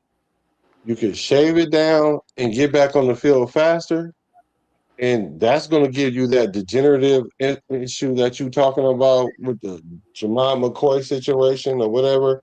Yeah, it can go into that a little bit, but it ain't even close to the Jamal McCoy situation. Or you can just get a repair done, and it's going to take you longer to rehab. So he had, which is better to get the repair, but a lot of times the teams try to get you to just shave the meniscus and you go back out there, because they want you to be the availability is the best ability. But that ain't always true for you as the player because you do want to heal yourself completely before or as much as possible before you get on the field. So now, if he would have got the meniscus shave, he would have walked into there and then they would have approved him. But being that the recovery time is a little bit longer, then they use that as a scapegoat to say, well, you know what? We don't like what we see in this MRI. Like, yeah, right. They've seen everything that they've been saw what was in that MRI. They didn't go in there and see something new that they didn't know about. They just saying that, man. We don't know that. That's just your assumption. That's just your assumption, though. I do know that. There's a million doctors, and there's been other doctors that don't work for the Ravens or the Raiders that come out and said the same thing about Max Crosby's knee. Like, his knee's not that there's no longevity with that knee. And how do we know that the last time he injured it? How do you know that's true then? How do we know the last time he did that he injured it if we're just going to insinuate that he didn't have it scraped down then? He could have had it scraped down then and been playing on an already scraped down meniscus. We don't know. They're not going to tell you all that. You can't repair something that's scraped down. The Raiders don't have to divulge that information, right? They're not going to put that information. Now y'all making up stuff. Like you can't repair something that you already removed. Like some things just ring true, bro. And the injuries that he has, that certain steps that you take. And the reason why I know this is because I literally worked in a law firm for with NFL athletes, NBA athletes, NHL athletes, all for the medical workers' comp. And their surgeries and their offs and everything. And I'm looking at these people's stuff and I'm knowing that, okay, yeah, they're saying this in the public, but when I'm sitting here looking at the actual records and seeing what they're really going through, I can see the difference between the two. I see the difference. And that's what I'm saying with the Max Crosby thing is, yeah, there could have been some little degeneration in there, but it's not to the level where the league is like, well, Max Crosby is broken goods because his knee is really worse than it was. Now, what I did say, though, when Dallas sent their doctor up there, which is highly reputable, he might have looked in there and said, you know what? I wouldn't give 2 first rounds for it. That's what I said. That's what I'm But saying. that doesn't His knee mean is messed up enough that you ain't giving up two first. that doesn't mean that his And knee then is have so to pay him degenerate. 38 or 40 mil. But see, that's just his opinion. But that's not saying that his knee is degenerated. He's only got a Jamal McCoy like. You're right, but it's not saying it's not. But I mean, like, can I guarantee it? No, I can't guarantee it. But if I had to put my money on it one way or the other, I'm putting it on the way I said based on what I understand how that kind of works. Can I be wrong? Yeah, I can definitely be wrong. But when it plays all out and it don't work out the way and it works out similar to what I'm saying, and I've said that these things on multiple occasions, then I'm more prone to believe my assessment. Not to say that I'm always right, but I'm more prone to think the assessment of what I'm saying versus something general. All these, it could be these or it could be that. It could be a lot of things. It could be none of the things that we're talking about. But there's got to be something, and the something ain't so far fetched because Max is only repairing his knee. He's going to be 100% or as close to 100% you can get at this point in his career. He's not going to be. He's fine, man. I just think he's fine, but could be wrong. We'll see. And these doctors, that's why every team has their own doctor, right? And these doctors they have to sign off on all these, all on all the medical situations. So if they don't feel like they're comfortable signing off on it, and they know, like, if this goes bad, this is going to fall on me and I might lose my job. So some of these guys is like, I'm not even going to mess with that. You know what I'm saying? There's certain doctors just don't feel comfortable with doing certain things, and certain doctors, they do, like, especially if that's kind of like their specialty, or they have connections to people that, okay, I can send this guy to my guy that I know is going to be able to handle this, and I'm okay with signing that off. Then they'll do that, because again, these doctors want to keep their job too. So they ain't gonna sign off on stuff that they don't feel comfortable with. And I guess in the Ravens situation, their doctors didn't feel comfortable with going forward with it, but it is what it is. Whereas we're drafting people with knee problems, and we seem like we're okay with it. So. Yeah, I just don't think his injury.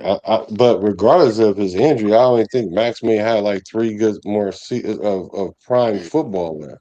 I think he's only got like 3 more prime years left. I'm not saying 3 more total years. I mean like prime years where he can be dominant. He's in our team window, but he's on the back end of our team window. I can see that. Because I really do think that Spytek and they want to win now, but I think their real goal is to really make us something in about 2 or 3 years. Well, that's how long it takes to turn the franchise around anyway, for real. They need to do it quicker than that, because you got Brock Bowers' contract going to be coming up. You got Trey Tucker. You got Michael Mayer, right? You got JPJ. You got DJ Glaze. In the next 2 years, all these contracts going to be coming up. Yeah. So, that window's a lot sooner than people think. Like I know everybody's focused on it's just a slow rebuild and it's a process and it's gonna take time. But I don't feel like that's the feeling in the building or the thought process in the building. The thought process is to go out there, win every single game, win now, and rebuild this as fast as possible. I don't think they're trying to drag it out and be like, okay, in 3 years we're going to be good. No, I think they're trying to be good right now every single game that we play from the jump. That's why they went and got Kirk Cousins. That's why they went and got Tyler Linderbaum. That's why they went and spent $200 and something million in free agency, right? That's why we're at the top of free agency. Like, I think the whole rebuild, when Spytek said that, made everybody think, okay, we got time. But I don't think that's the energy in the building. I guarantee you that these minority owners that are paying for these guaranteed money contracts up front, $80 million for this dude and $120 million for this dude and $70 million for this dude, are just going to keep forking up these money for this guaranteed contracts for 5 wins or for 6 wins, right? There might not be pressure, and we know Kubiak might have at least 5 years, and Spytek might have another 3-4 years guaranteed, but the pressure is on. Spytek had a 5-year contract. He's already had 2 of those years gone by, so you can't expect him to be happy with just starting to get better and win games in 3 years down the road. Like, that's just my opinion. I think you kind of misunderstood what I was saying. I'm saying in the sense of, yeah, they're going to take as many wins now as possible, but I think they're really trying to build this team so that in 2 to 3 years we're a consistent, playoff team. You know what I'm saying? And I think that's the pieces that yeah. I really don't think the money of Brock Bowers and all of them it matters. I think they already see that Brock Bowers is going to get his max contract. He's, you know what I'm saying? They already looked down the line and said, yes, we're going to pay, if Genty's healthy, we're going to pay him, you know what I'm saying, to continue this. But it's just building the whole entire team to be a playoff team, being again ready to go that in that 2 to 3 year range. So that's why I said with Max Crosby, he's on the back end of that, but he still fits into ultimately where we're trying to go. If we can get by all means, if we can be a playoff team, you know what I'm saying, next year, or this coming year, awesome. He's all for that. We're all for that. But I think overall, you know what I'm saying, when you look at the teams that have gone to the Super Bowl or the teams that are Super Bowl caliber teams, those guys are consistently knocking on the door. And I think that's where they're trying to get us to, is being consistently build a team that's consistently knocking on the door for a Super Bowl. Yeah, that's what as much as I agree with you about that. Huh? Go ahead. No, what was that you said? No, I was just about to say, as much as I agree with you with that, because I think that is the goal. The thing is, we can get there, right? But then when it comes down to the contracts, then we're gonna have to pay Max again in a couple of years, just like when as soon as we get good, we got to pay Max again now, right? Then we're gonna have to pay, JPJ or somebody. Then and Tyler Lindenbaum only got a 3-year contract, so we're gonna have to pay him. Who else? Trey Tucker, we're gonna have to pay him at the end of this year. Michael Mayer got to do something with him. Like, it's gonna be a lot of contracts we're gonna have to. Next year is JPJ and DJ Glaze. But I think again, like I hear you guys, like some of those guys, yes, they're valuable, but I think it's all going to balance itself out, because again, you have to factor in, and here goes my word, cheap labor. You have to factor in all the rookies that are still under rookie contracts. That means you have Jamal McCoy going into his 2nd year under a rookie contract. Obviously, we're expecting for him to be a starter at corner. You know what I'm saying? So a lot of these guys that we're drafting, Zoom, you know what I'm saying? Yes, right now we're looking at him as a backup, but him going into his 2nd, possibly 3rd year, we're looking at him to be a starter, you know what I'm saying, on that offensive line. So a lot of those guys, and they'll still be under that rookie contract. And then let's hypothetically look at the next 2 draft classes that we bring in, you know what I'm saying, that will replenish, you know what I'm saying, some of these guys that you're saying that we need to. Of course, there's going to be the core guys. We're going to sign Brock Bowers. We're going to sign Genty. We're going to, you know what I'm saying? We might have to restructure. We will, because all the other guys will be under rookie contracts. Wait, but no, you can't pay Bowers.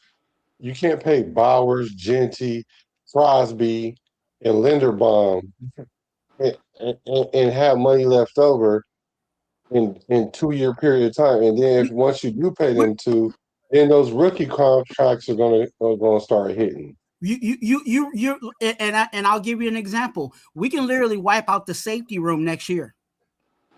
You can get rid of Chin, and you can get rid of Powell Mount. Why? Because you have Stukes and you have Johnson that should be taking their step up. You know what I'm saying? So that's where you can get rid of those kind of contracts to make room for, like you said, the key guys, right? We're not getting rid of Brock Bowers. We're not get rid of them now. Huh? Get rid of them now, then. But I'm just saying, Paul Miles on his rookie. He on his.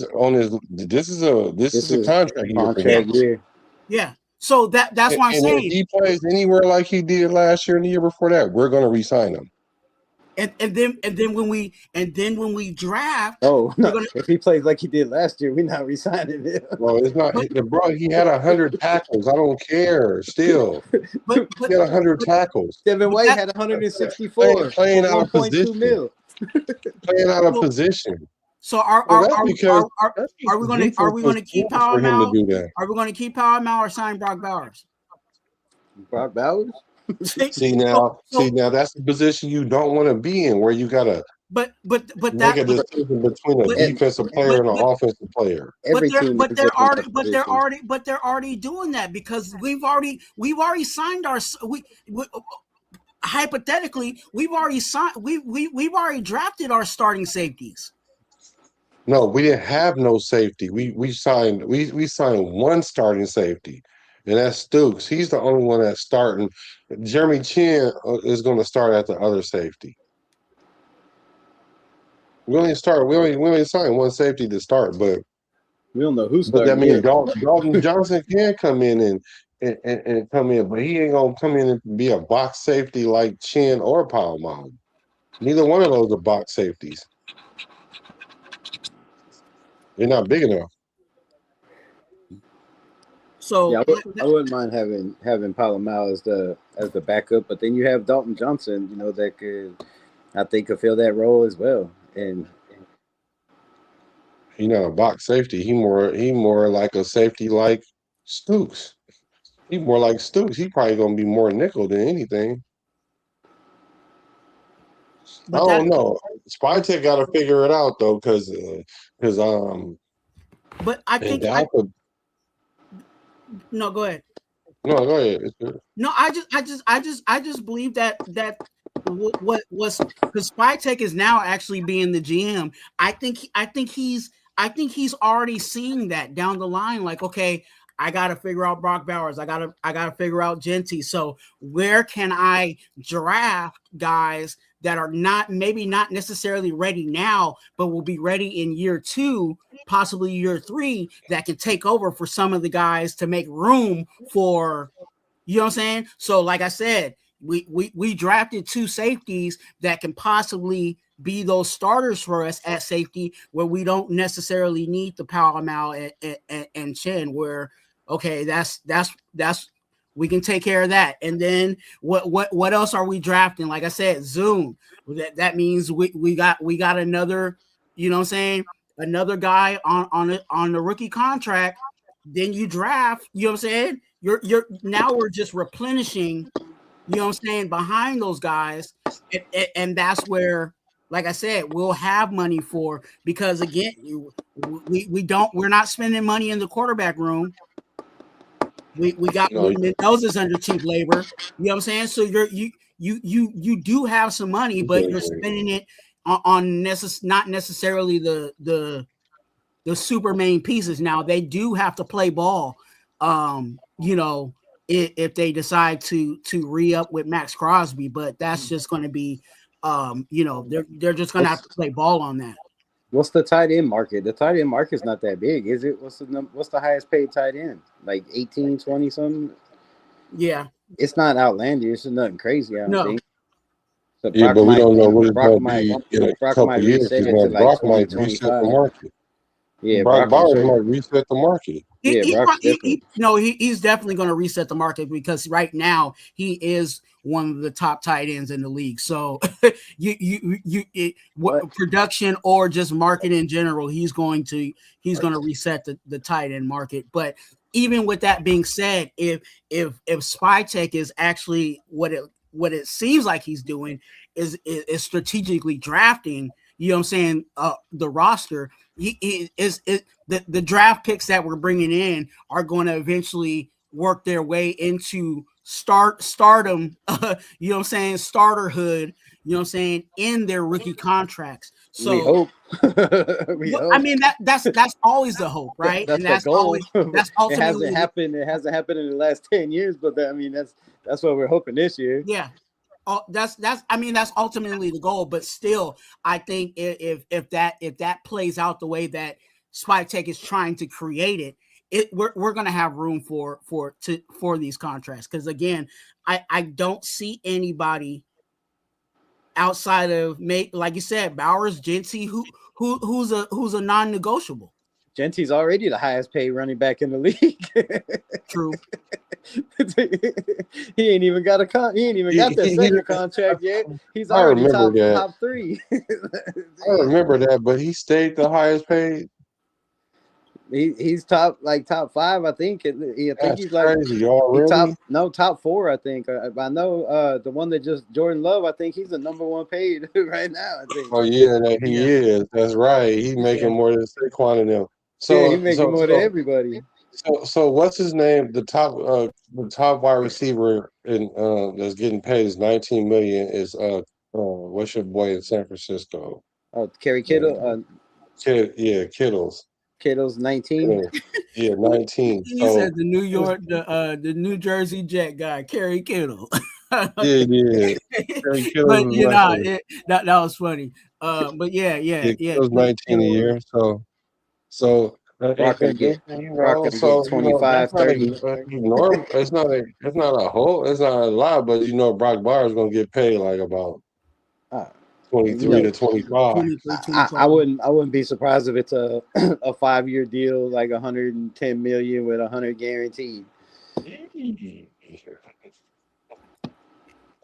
But Brock Bowers is gonna, definitely Brock Bowers is gonna get paid. But like I said, I think because our team is young and because we are drafting guys, you know what I'm saying? I think Spytek is already worked that out. That's why we were okay with spending that on Linderbaum and all of that, because we're not really spending that much money. Like really, like who are we spending a whole lot of money on? Like outside of Max Crosby and Linderbaum, who's really making a lot of money? Nobody, because the next person is getting money is Coombs. But then again, we don't have nobody. Jeremy Chin, I think. Eric Stokes is up there. Who else? Somebody else is making. Do you have Nakobe Dean, Quay Walker, Teron Johnson? All them dudes making money now. We used to only have 1 or 2 players making around 20 mil. Colton Miller's at 20 mil. And all those guys are guys that can easily, I'm not saying easily can get replaced, but they can get replaced. Like, what if Jamal McCoy, you know what I'm saying, is really that guy, and then Porter, or Masses or somebody ends up, emerging to be that guy, we can move on from Stokes. You know what I'm saying? Or, Teron Johnson. Like we can move on from those guys and get a corner in there if these guys, end up panning out. So I think there's just I just feel like the money's going to work out. I don't think we're going to be in a situation like, oh dang, we got to sign all these guys and we won't have the money for them. If we win like I think we're going to win this year, it's going to be a problem. Everybody on them 1-year contracts is going to be like, yo, let me get that bag. Let me get that Crosby style. And they should. You know what I'm saying? Like, that's why they're on those 1-year contracts. Yeah. That's why they're on those 1-year contracts. They're really prove-it deals. Yeah, and I think a lot of people got a lot to prove. Mm-hmm. Hey, so Black, let me ask you this. Now, so we're talking about all the injuries. What's your take on the Brock Bowers injury? He ain't been healthy every year. This is the top tight end in the league that he can't stay on the field, and he's playing games where he shouldn't be out there injured. Like That was that was this, see, that's the Raiders' fault that they stuck him back out there on that injury. I knew when he got the injury that they should have. When you sprain your knee, like first of all, you lucky he sprained it. Like it could be like he could have torn something, really for real, and really been out. So I think what they should have did was they should have let him sit out like 3-4 weeks and got healthy and then play. But he tried to go through it and fight it like a lot of NFL players try to do to hurry up and get back on the field. Now, for me, when it comes to injuries, being that football is such a violent sport, it depends the type of injury that you get. For example, let me look at Colton Miller. We can say whatever we want about Colton Miller. He started his career, he wasn't getting injured. Well, he eventually started getting injured. Last year, you get a high ankle sprain. To me, that's an injury. That's like being hurt, but you're not really injured like that. Like, Yeah. sure, you can't play with a high ankle sprain, but he could have came back. The old lineman, a high ankle sprain is really that's not really an injury like that. It's not, I mean, like it's not like a knee injury or a shoulder injury where you gonna miss hella games. Same thing with JPJ. he probably didn't want to come back. He was like, "No, I'm hurt." Yeah, I that's see the he was way he was coaching that playing. offensive line in that offense. I Oh, ain't trying to get yeah, out there. I'm taking my yeah, and it 20 was like mil. just get healthy for next year. But I do think he needs to perform this year and don't get no kind of injuries because I we hope did to just give God. him the bag. So now with JPJ, his injury, he got an ankle injury.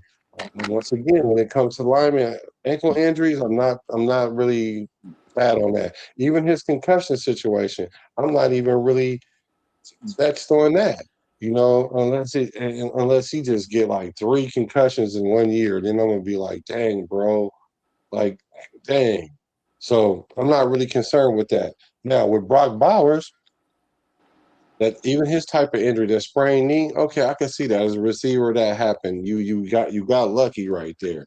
Now, if he get hurt this year, depending on the type of injury, then you got to kind of look at it like, dang, man, I hope this is not like a reoccurring thing. It just depends on what type of injury it is. To me, it just matters Anything what with an type of injury. ACL and an MCL is bad. Whether it's a Oh, yeah, tear, then that's better. whether it's a sprain, Not a like sprain. any of those, they just linger, and then the more you get them, like and playing on if you're playing on those injuries like Max and Brock does, that's even worse for overtime. Yeah, but all players are playing with something like that. They all playing with something like that, and that's why if you just play on it for a couple seasons, then you gotta do like Max, come in and get it cleaned up, and then when they go in there and clean it up, they might see something else that needs to be done while they're in there, and then And they then you got to double come back back and get in. another procedure. Or yeah, but that's because, They and piling up. this goes back to where I was working at the law firm. I'm telling you, because what happened is the team would. This is what happened with Wilkins. The team will tell you hurry up and come back, right? Because they want you to come back to work. Just like any workers' comp, even on any job, they'll tell you their doctor will tell you, oh, you can go back to work, even if it's like reduced duty. We want you to come back. Just come back, right? And then you could look at yourself and say, you know what, I'm really not. I'm still injured, so I'm not about to listen to y'all. Your job is going to be mad at you.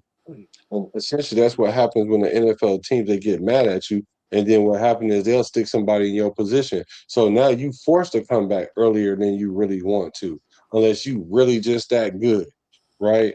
And so if for Max Crosby, if he want to sit there and decide he wants to sit out, then he can sit out, but it ain't gonna hurt him if he sit out. But he's not that type of player. He wants to play. So Got to I pad them don't know. stats. Yeah. He would you say patent stats? Yeah, you can't be great without padding stats. No, you can't be great without being on the field. I know.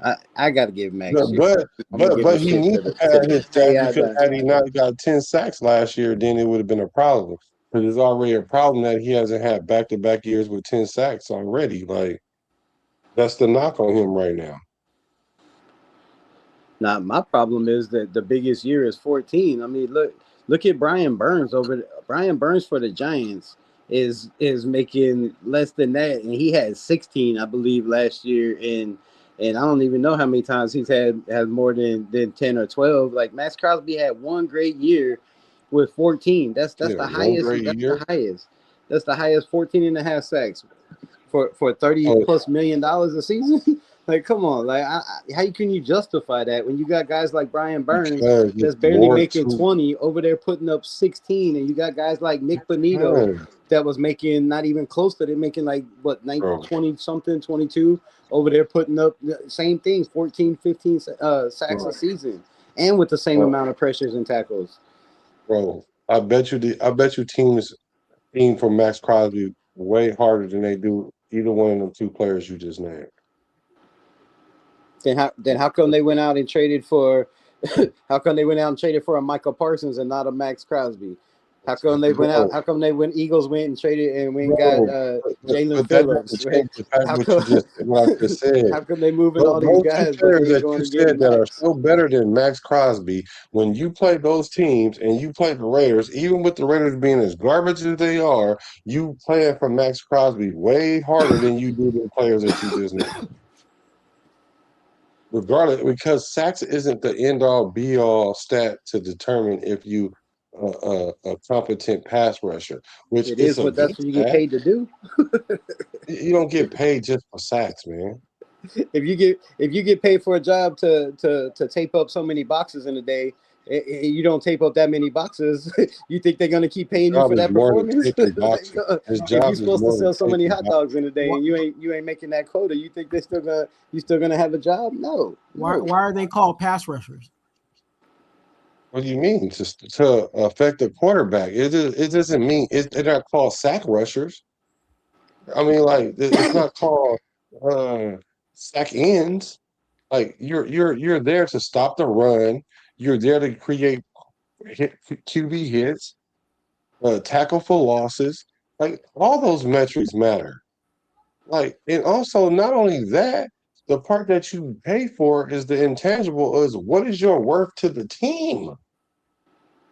What is your worth to the team? Because if you take Max Crosby off this team, our defense is not. If we take Max Crosby off this defense, our defense is definitely bottom tier. Just taking Max Crosby off by itself because of where he plays. That's why. Why do you think they make so much money? Because that's where you start your defense at. With the pass rusher, he's one of the top. The league recognizes him as that. So he's going to get paid. To me when you get double and triple team constantly for $30 million and nobody else is helping because you can't afford to pay nobody else more than $5 million a year to be on the other side or to be on that defensive tackle. When they tried it with Christian Wilkins, it didn't work. How much he made? How much was Christian Wilkins making? He was making more than $5 million. 30 something, $140 million for. So they paid somebody $40 million, and he didn't. He produce. played 2 games. he played 2 games. Christian Wilkins is a prostitute. He played 2 games. he got paid to kiss somebody. He called him a prostitute. A prostitute. He got paid to kiss somebody. He should have got socked. He should have just socked him. Speaking of that, when do we get our damn money? I don't know. I think the Raiders going to have to pay him. Half of that 30 mil back. Hey, there's a whole lot of people that owe us money. We still waiting on Chandler Jones, right? Yeah, we get that money back too. What's the NFL lagging for? They're trying to hold us back, man. We need our money so we can go get some more players, so we can give it to Max Crosby. Wow. We give it to Max in a couple seasons, not this year. We need to pay Max Crosby. We need that money. Yeah, we need that.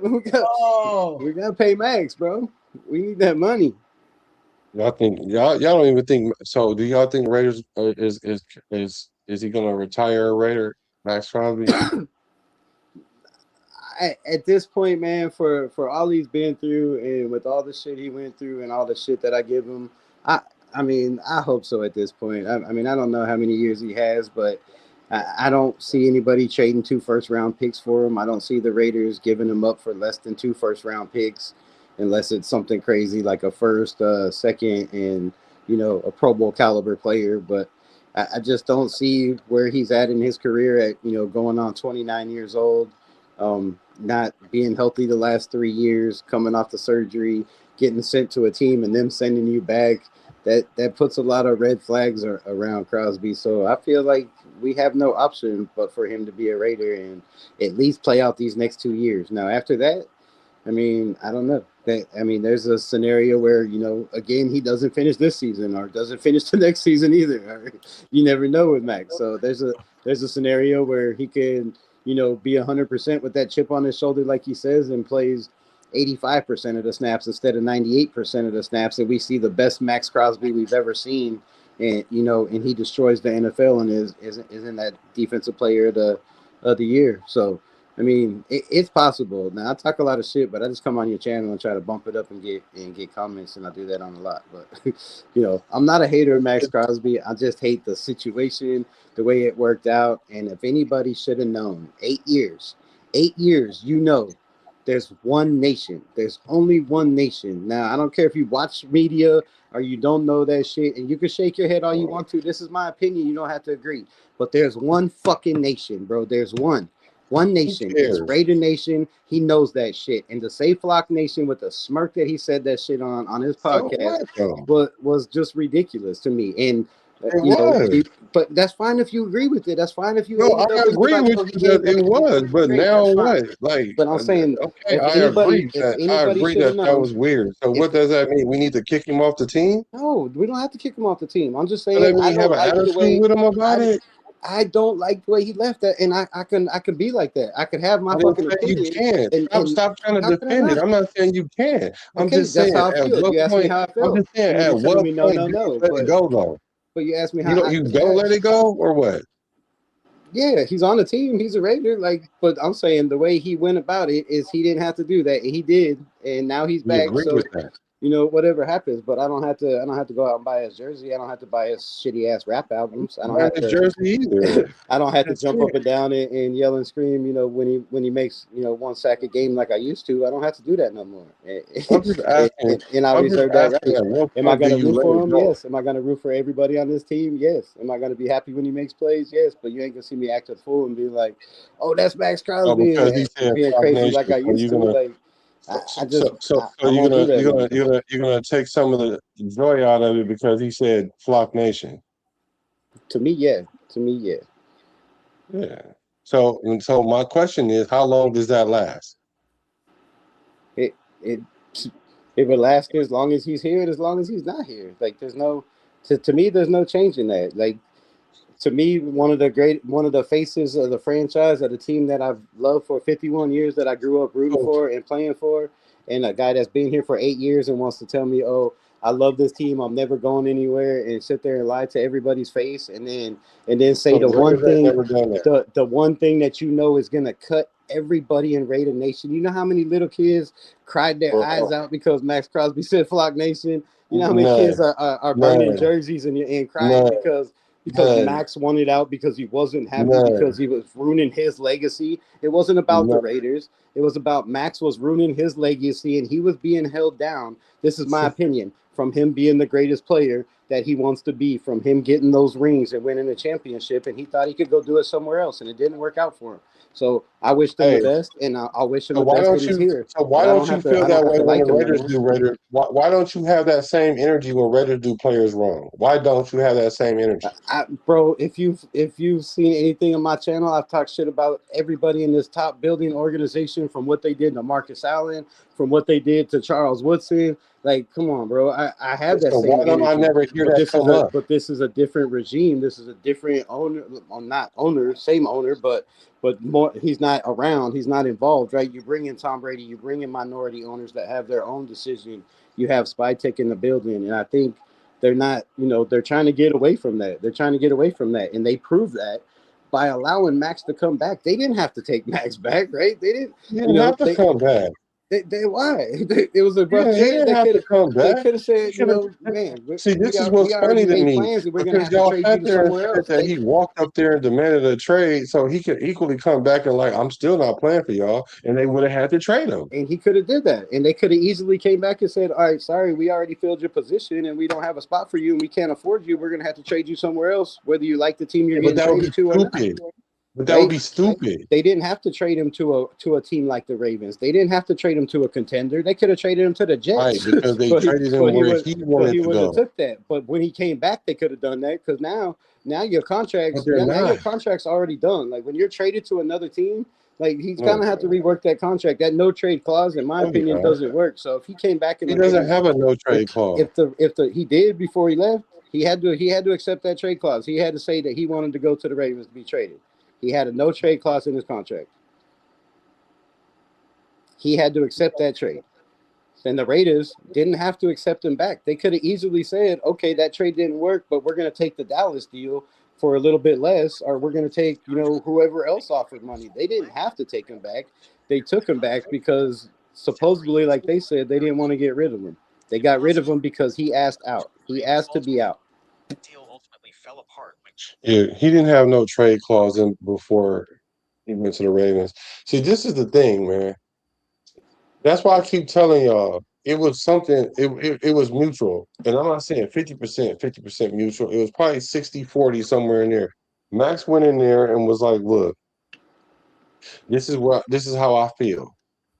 And Spytek was like, all right, well, let's see what we can get for you. And then they made an agreement. He don't have a no trade clause. They sent him where he wanted to go because they had an agreement. Because some players have that cachet without having a no trade clause in there. And it's rare, but Max Crosby is one of those players. Just like if another team came in right now and wanted to take him, Spytek is at liberty to trade him if he wants to. But what I'm thinking is, and I'm pretty sure, I'm not 100% sure, but I'm pretty sure that they're going to run it by Max Crosby first. And if he's with it, then they'll run with it. And if he ain't, they're not. Unless they giving Spytek 3 first rounds, and then he gonna be like, I hope you understand, bro. Because Max has that kind of pull, because he's earned that. That's why I don't understand why we don't see that as a nation. He does earn that. I didn't say he didn't earn that. I was gonna say he didn't earn that, but he asked to be out. The Raiders didn't want to trade him. Mark Davis's words out of his mouth. Max Crosby came up to him and said he doesn't feel like he's in the opportunity to win a championship, and that's his number one goal. Was that a lie? He wants to win a championship, and he wants to be the greatest of all time, and he don't think he can do that. He wanted to move on, and he got the opportunity to move on, but that team didn't want him. And now, he's back.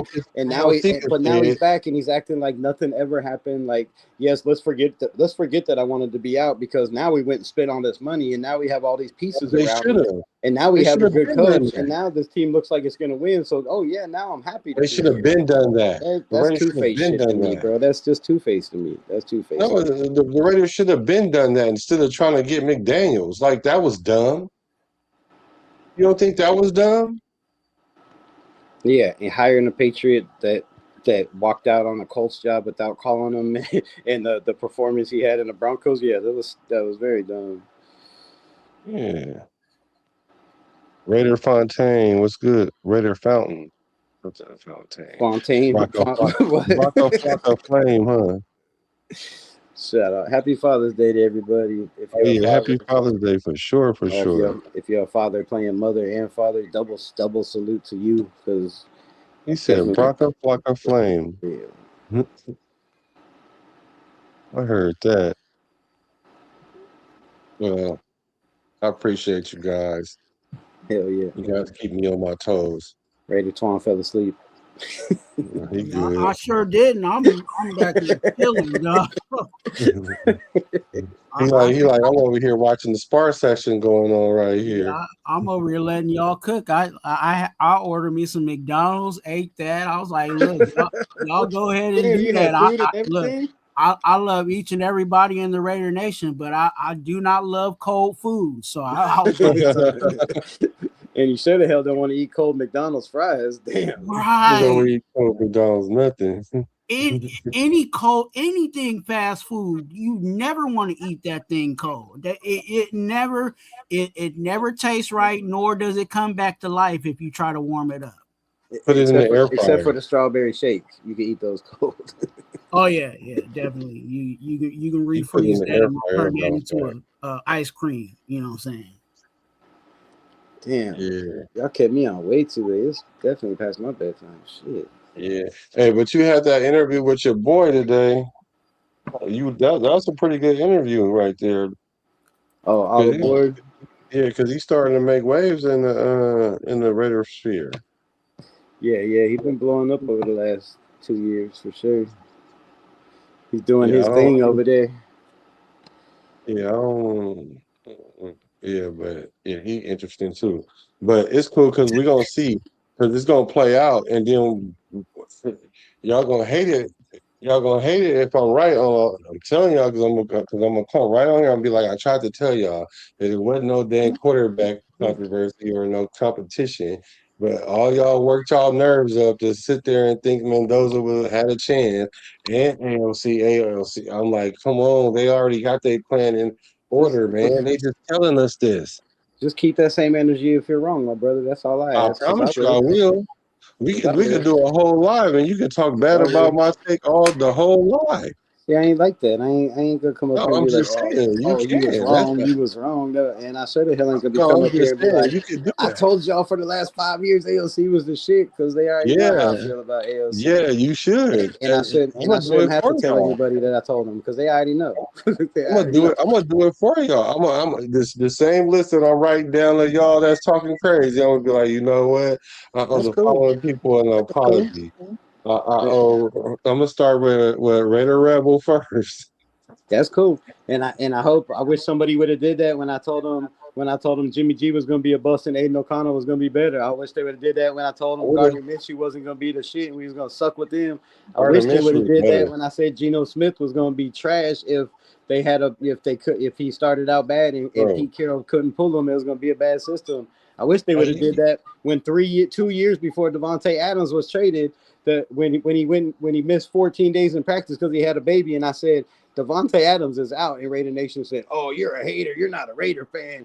Devontae Adams is not going anywhere. He just traded a first and a second round." And I said, "All right, that's fine." But what happened? The following year, Devontae Adams was gone. So I wish somebody would clip all my clips that come up. I wish when the Dylan Labe drafted to the Raiders. I wish they would pull that up. Ashton Genty, 6th overall. Charles Grant, the 3rd round. I had that too. I hope somebody does. Someone will clip all these tapes of all the rightness instead of all the wrongs because you said AOC is great and he hasn't been great yet. And so far, that one ain't never coming between that and saying the Raiders could possibly go 12-5 last year, which I did in boots and shorts before anybody made a prediction. I was like, I think we could win 12 games if the offensive line holds up. And Pete Carroll realizes that if Geno struggles, you have to pull him and go with another quarterback. They didn't do none of that.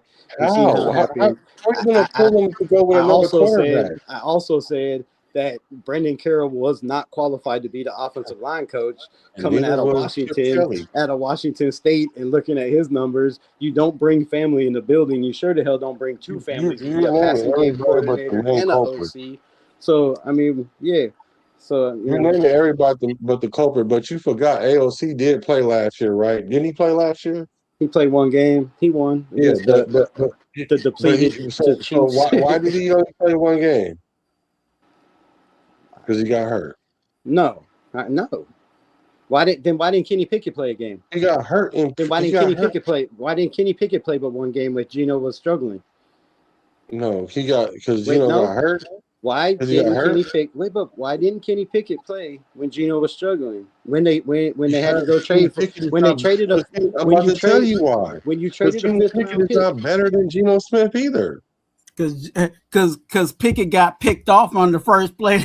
He went Yeah, out. he came out there first play into So an did interception. Like, Geno Smith got picked off oh at the my very God. first play at home. So The what? very He's first still home a game, better Geno Smith got quarterback. picked off. He's still But better Geno than Smith, him, though. but Geno Smith can throw three interceptions in one game with no touchdowns, three Bro, interceptions in another game with no AOC touchdowns. ain't AOC will And, never and throw we for can have 4,000 no yards offense. a We can put up season. no, but you don't get benched. I'll tell you why No, AOC you didn't play a don't. game last year. I will also No, tell you you why don't. You I will don't bench also a tell you what starter, bro, I will also for tell a you why backup that don't know that can't finish a season, bro. You can't take out your starter just because you want to put in AOC. when he And then sucks ass, you can. When your offense bro, ain't gelling, when AOC, you have no run game, man, when he's been sacked 62 times in a damn season, that's and he not threw a 18 that's not touchdowns and his fault. 17 interceptions, yes, you So, can. They did it with y'all Jimmy y'all G. don't know, bro. Oh bullshit! I This is don't why know. y'all don't. I This is don't why know my y'all don't. ass, bro. This is They why did it with y'all Jimmy don't G. see. This is Jimmy why G y'all had don't see 8 what interceptions, actually happens. 9 interceptions, nine interceptions to 7 touchdowns. They pulled his ass. Geno Smith had the Who? same thing. Why didn't they pull him? I'll Who? tell you why they didn't pull him. Because Pete Carroll brought Geno Smith here. Because Pete Bro, Carroll signed off on Geno Smith was gonna be that guy. Because Pete he's Carroll better than sold it to bro. Geno. Pete Carroll Don't Geno cannot. Smith got a starting job right Pete now? Carroll could not and will not, with the Bro, infatuation that he has in the buddy shit that he has with do Geno me a Smith, favor. will not pull Geno Smith, and he's sure the hell ain't gonna ruin his reputation in his career, which he already did being a coach for the Raiders, to No, put in he a guy didn't. like Aiden O'Connell and look bad if he goes out there and wins some games like he did when they Bro, put him in for Gardner Minshew, ain't like he nobody did when chasing they for put him in Aiden for Jimmy O'Connell, G. bro. That's why. Name, name, name, That's why. name, name, name, name, Why name didn't two teams. why was Aiden Name two O'Connell for teams that 3 he could weeks? start for. Name two teams that Aiden O'Connell can start I for don't this know. year. I don't know. Probably Minnesota. I bet he can start in Minnesota right now. Man, he not. He I can't bet. start I over guarantee Kyler you he Murray. beats out JJ McCarthy and Kyler Murray.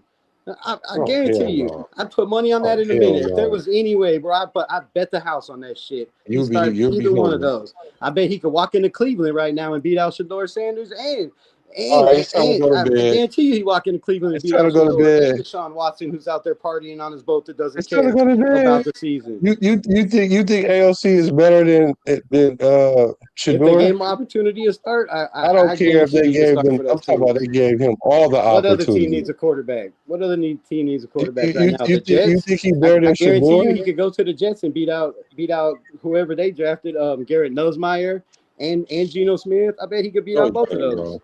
No, He he could have can't. beat out He can't Geno beat last year that if they would have gave him a chance. He ain't gonna never get a chance for the rest of his career. Then, if that's the case, If he don't get a chance, then he don't get a chance. He's a backup because to he's not the good date. enough. But if he does this He year, gonna be the y'all only better be quarterback in prepared. history that Y'all didn't get better his be chance. prepared. That's all I'm saying. Y'all better be prepared if he gets his shot. Be prepared for what? To be wrong. Be prepared for what? To be wrong. What, that he gonna get the start and then don't finish the season? If he's the backup, you never know. No, I'm saying I'll start. put money on it. He starts one game this year, Yeah, because somebody got hurt. or played bad, or No, goes to a tent and no, he comes in and only plays if they well, get and they're hurt. like, "Oh damn, let's start him the next week just in case." Only if they get hurt. You Only if never a player know. get hurt. You never know. There's a chance that he comes out and did what he does. He did his rookie year playing against San Francisco 49ers and the Rams in preseason and just tear it up through the whole game, first, second, and third string. Like, there's a chance that he could come You out do know they and got tape on him now, come out right? and throw You 9 do know touchdowns that, to right? 1 interception in 4 or 5 games like he did his rookie year. There's a lot of chances. There's a chance he Bro, can never now play in the you're NFL again. wrong with rookie stuff. There's a chance he You might know not they make got it out of tape on him now, preseason though, right? because he's injury prone, like everybody says. Ain't no like Everything's a chance. everybody said. You can't Everything's a admit that he's chance. injury prone? But while y'all sit here and root for all these outsiders to come in and run this team, I'm gonna root for the dude that was Outsiders, because drafted. they're better. You They're think better. so? You think so? No, their resume is proving it. Nah, not if you look at their rookie years. Not if you look at the Bro, numbers. what are you talking about? First Gardner Minshew, 17 games. and who do you think had the The first Comparative first 17 games. 17 Wait a games. minute. The first 17 games. Who do you think had the better first 17 games? Gardner Minshew or Aiden O'Connell? Aiden O'Connell. Look it up. I promise you, it ain't even close. I know Gardner Minshew had one killer year his rookie year, but that was all. That's why he. Oh, here we that go. was it. And That he was also it, 1 played year. all the games too. But it wasn't So- better. What are the stats? Let me And he look was. it up. And Are you gonna tell me? they both started off 7-10 their first 17 games. I The don't care about difference the between the numbers. two is Depends on what. the difference- Yeah, but on a good team, on a bad team, on a team with a top Bro, he was 15 with offensive Jacksonville, line, or bro. a team with a Jacksonville was 31st not good, offensive bro. line, a team with that matters. But what are the stats? They both went 7-10. Gardner Minshew's stats his rookie. Gardner Minshew was like 3-1 for touchdown to interception. Like his stats were just all his QBR quarterback rating was shit. That's higher. not even close. That's what got Gardner Minshew on the map. Like I said, he had that amazing rookie year in Jacksonville. Yeah, I agree. But His numbers are great, thing is- but the record wasn't. It's but he's also went other places and started the whole year. yeah. So he's a starter. Where He's a starter. the Colts? See, the difference is The AOC Colts? can start. AOC can start, but he's not a starter. He can start, but he can't. But he's he not started. a starter. But he started. You No, he just can said Gardner start a Minshew game. started. If you're a He can starter, start that again, means but he's he been can't started. start. He can't start the season for a team. We'll see. No, we won't see because he's not Okay, going to maybe do it. we won't see, and maybe you'll be right. And if you are, then I'll come on and be like, Black the quarterback is the shit, bro. He knows what he's talking about. No, it don't take a rocket science to see this, though. That's what I'm saying. Don't But give that's me your credit for opinion, something that though. That's everybody just an can see. assumption. It's just an assumption. It's You're not an sitting here telling, assumption. you're assuming that I don't know I'm not football assuming. because I think Aiden Assumption is me O'Connell can play in guessing. the NFL. I'm not guessing. You are. You're assuming that I don't know I'm not football. You're guessing. saying, that's what you're saying. I don't know football Come on, bro. because I believe Aiden O'Connell could start in the NFL. Come on, But bro. from his If body that's of gonna work do that it- I've seen, from the body of work that I've seen, from the shit that he's been through with 7 different offensive coordinators, with different coaches, like the kid went out and killed it as a rookie with Bo Hardegree that had never called an offensive play in his life. He had been a quarterback coach. Shift to intern, and you have a kid that's a rookie year drafted in the 4th round and go out and play like he does, but he's no good. You can't convince me otherwise. He's been getting worse ever since, though. No, he hasn't. Ever since then, he's been How? getting worse. How has he got worse ever since? The next year, Let me he tell you threw why. 8 touchdowns, Let me 4 tell you interceptions. why. Let me The tell you why. The team got Let me worse. tell you why. Because his rookie season, he played cool, right? The year after that, he got hurt a couple of times, and he didn't play that good. And then That's the not year what after happened, that, though. You're and making then, hold shit up, up. and then That's the not year what after happened. that, he didn't Gardner play at all Minshew except sucked for the ass, last and they put in game, Aiden which O'Connell he in the didn't Rams even game. throw a He completion came after out the killing second it in quarter. the first quarter and then got hurt. And then he missed one. They put Gardner Minshew back in. And then as soon as Aiden was ready to go, they threw Aiden back in there. He played, 8 games that year? 7 Bro. games. It was, And then the threw 8 following year touchdowns, after 4 that, he played interceptions. 1 game. He's getting so his rookie year was his best year. The year after that was his second best year, and the year after that was his worst year. So Okay, he's so like getting you worse. said for Max, that's Aiden's fault? What, it's his fault that he's getting worse? Yeah, it's his It's fault. his fault that getting he's worse. not on the field? Yeah, It's his fault fault it's that he's his not fault on that the they field. change head coaches every year that brings in a new quarterback with them? Bro, everybody, that happens to everybody. Max Did Pete Crosby Carroll has, not bring in Geno Smith? Did Klint Kubiak because not Geno bring in Smith Kirk is better. Cousins? Because they're Did- better than him. Did I don't know why y'all have a hard time did admitting AP that. and Tom Telesco not bring in Gardner Minshew? That's what Because he's happens better every than year. him. So that's his fault? It's his fault that he didn't get It's better. it's his Yeah, fault it's his because fault because if it's he was his fault better than because them, they they played wouldn't have done quarterbacks. that. But it's his fault that they played quarterbacks that were making more money because they brought him in and that was So they their were guy. better than them. Because He no, was they already wasn't. on the They roster weren't. when they Their brought him stats in. weren't. Their stats weren't. Their win-loss record wasn't. Bro, they're starters, bro. They're proven Oh starters. my God, you're stuck on this They're starter, and both nobody. proven So starters. everybody that's a starter AOC is has great never for been the a rest of their starter, life bro. because you've been a starter before. You're going to be great, and because you Yes, never started before, you can never come up and be good. yes. Okay. I'm gonna If take a that's what you person I think. know can All play. right, a man. full It's like season. 3:30 where I'm at, and this conversation goes nowhere. It's sometimes like talking to Right. a brick wall. It's never gonna change. It's never gonna change. I'm not gonna pick somebody I know that can't start a full full season over But a you don't person know like that. Nelson. You don't know that. You don't know that. You're You've seen him assuming. do it You're already. guessing. You're guessing. You're I'm thinking not guessing. How am I by guessing your when I've already seen evaluation him that do Aiden it? O'Connell could never play, and that's fine. I accept that. But by He my hasn't done it. evaluation, I believe he can. Yeah, Do you you accept believe that? he can. That's an Do assumption. you accept But you've that? never seen him do it. I have. You've never seen him not do it. That's the thing. I've never seen him come in and start and play 3/4 of a season. But I've seen Gardner Minshew do that. I've seen Geno Smith do it What, one multiple time? times. Gardner Smith, you did it one time. Geno Smith did it Gardner what, Minshew for is starting multiple times, bro. for 3 years on a Super Bowl team that he acquired. So now it's Come 3 on. times. Geno Smith acquired a Super Bowl team. Yeah, Super Bowl defense. They came off a Super I don't Bowl and care. they traded I don't Russell care if Wilson Aiden O'Connell's and got a handed Super Geno the Bowl job. team. Don't get Geno hurt. had a Super Bowl offense and defense for the first 2 years he was there. Come on, man, stop with that. If And you then put he Aiden sucked his O'Connell whole on that career, team, he's and getting he's gonna hurt suck in still. the Jets. I promise you, Geno sucks at the Jets this year. You're gonna see the same What, thing. let's have a friendly wager. What's suck as a Jet? What do you mean? What do you mean by he's going to suck? What does that look like? The same it looked like in Vegas. 18, So you saying 18 their touchdowns, stats are being 17 terrible. interceptions, what 3,000 yards or whatever he had, 2,800. I don't even know what it was, but it wasn't good. So his season going to look similar to what the Raiders season is. Let's bet lunch that don't happen like that. Let's bet on lunch. Don't you already owe me dinner for? No, I'm just kidding. What did we bet on last time? What did we do? What did we bet? I don't think we bet. Yeah, we bet last bet? time when you was on my show. We bet something. I'm gonna have to go back and watch it. I forgot. Oh yeah, we did bet something. Yeah, We did bet something on the show. We do dinner got on to something, look. but I don't remember. Mm-hmm.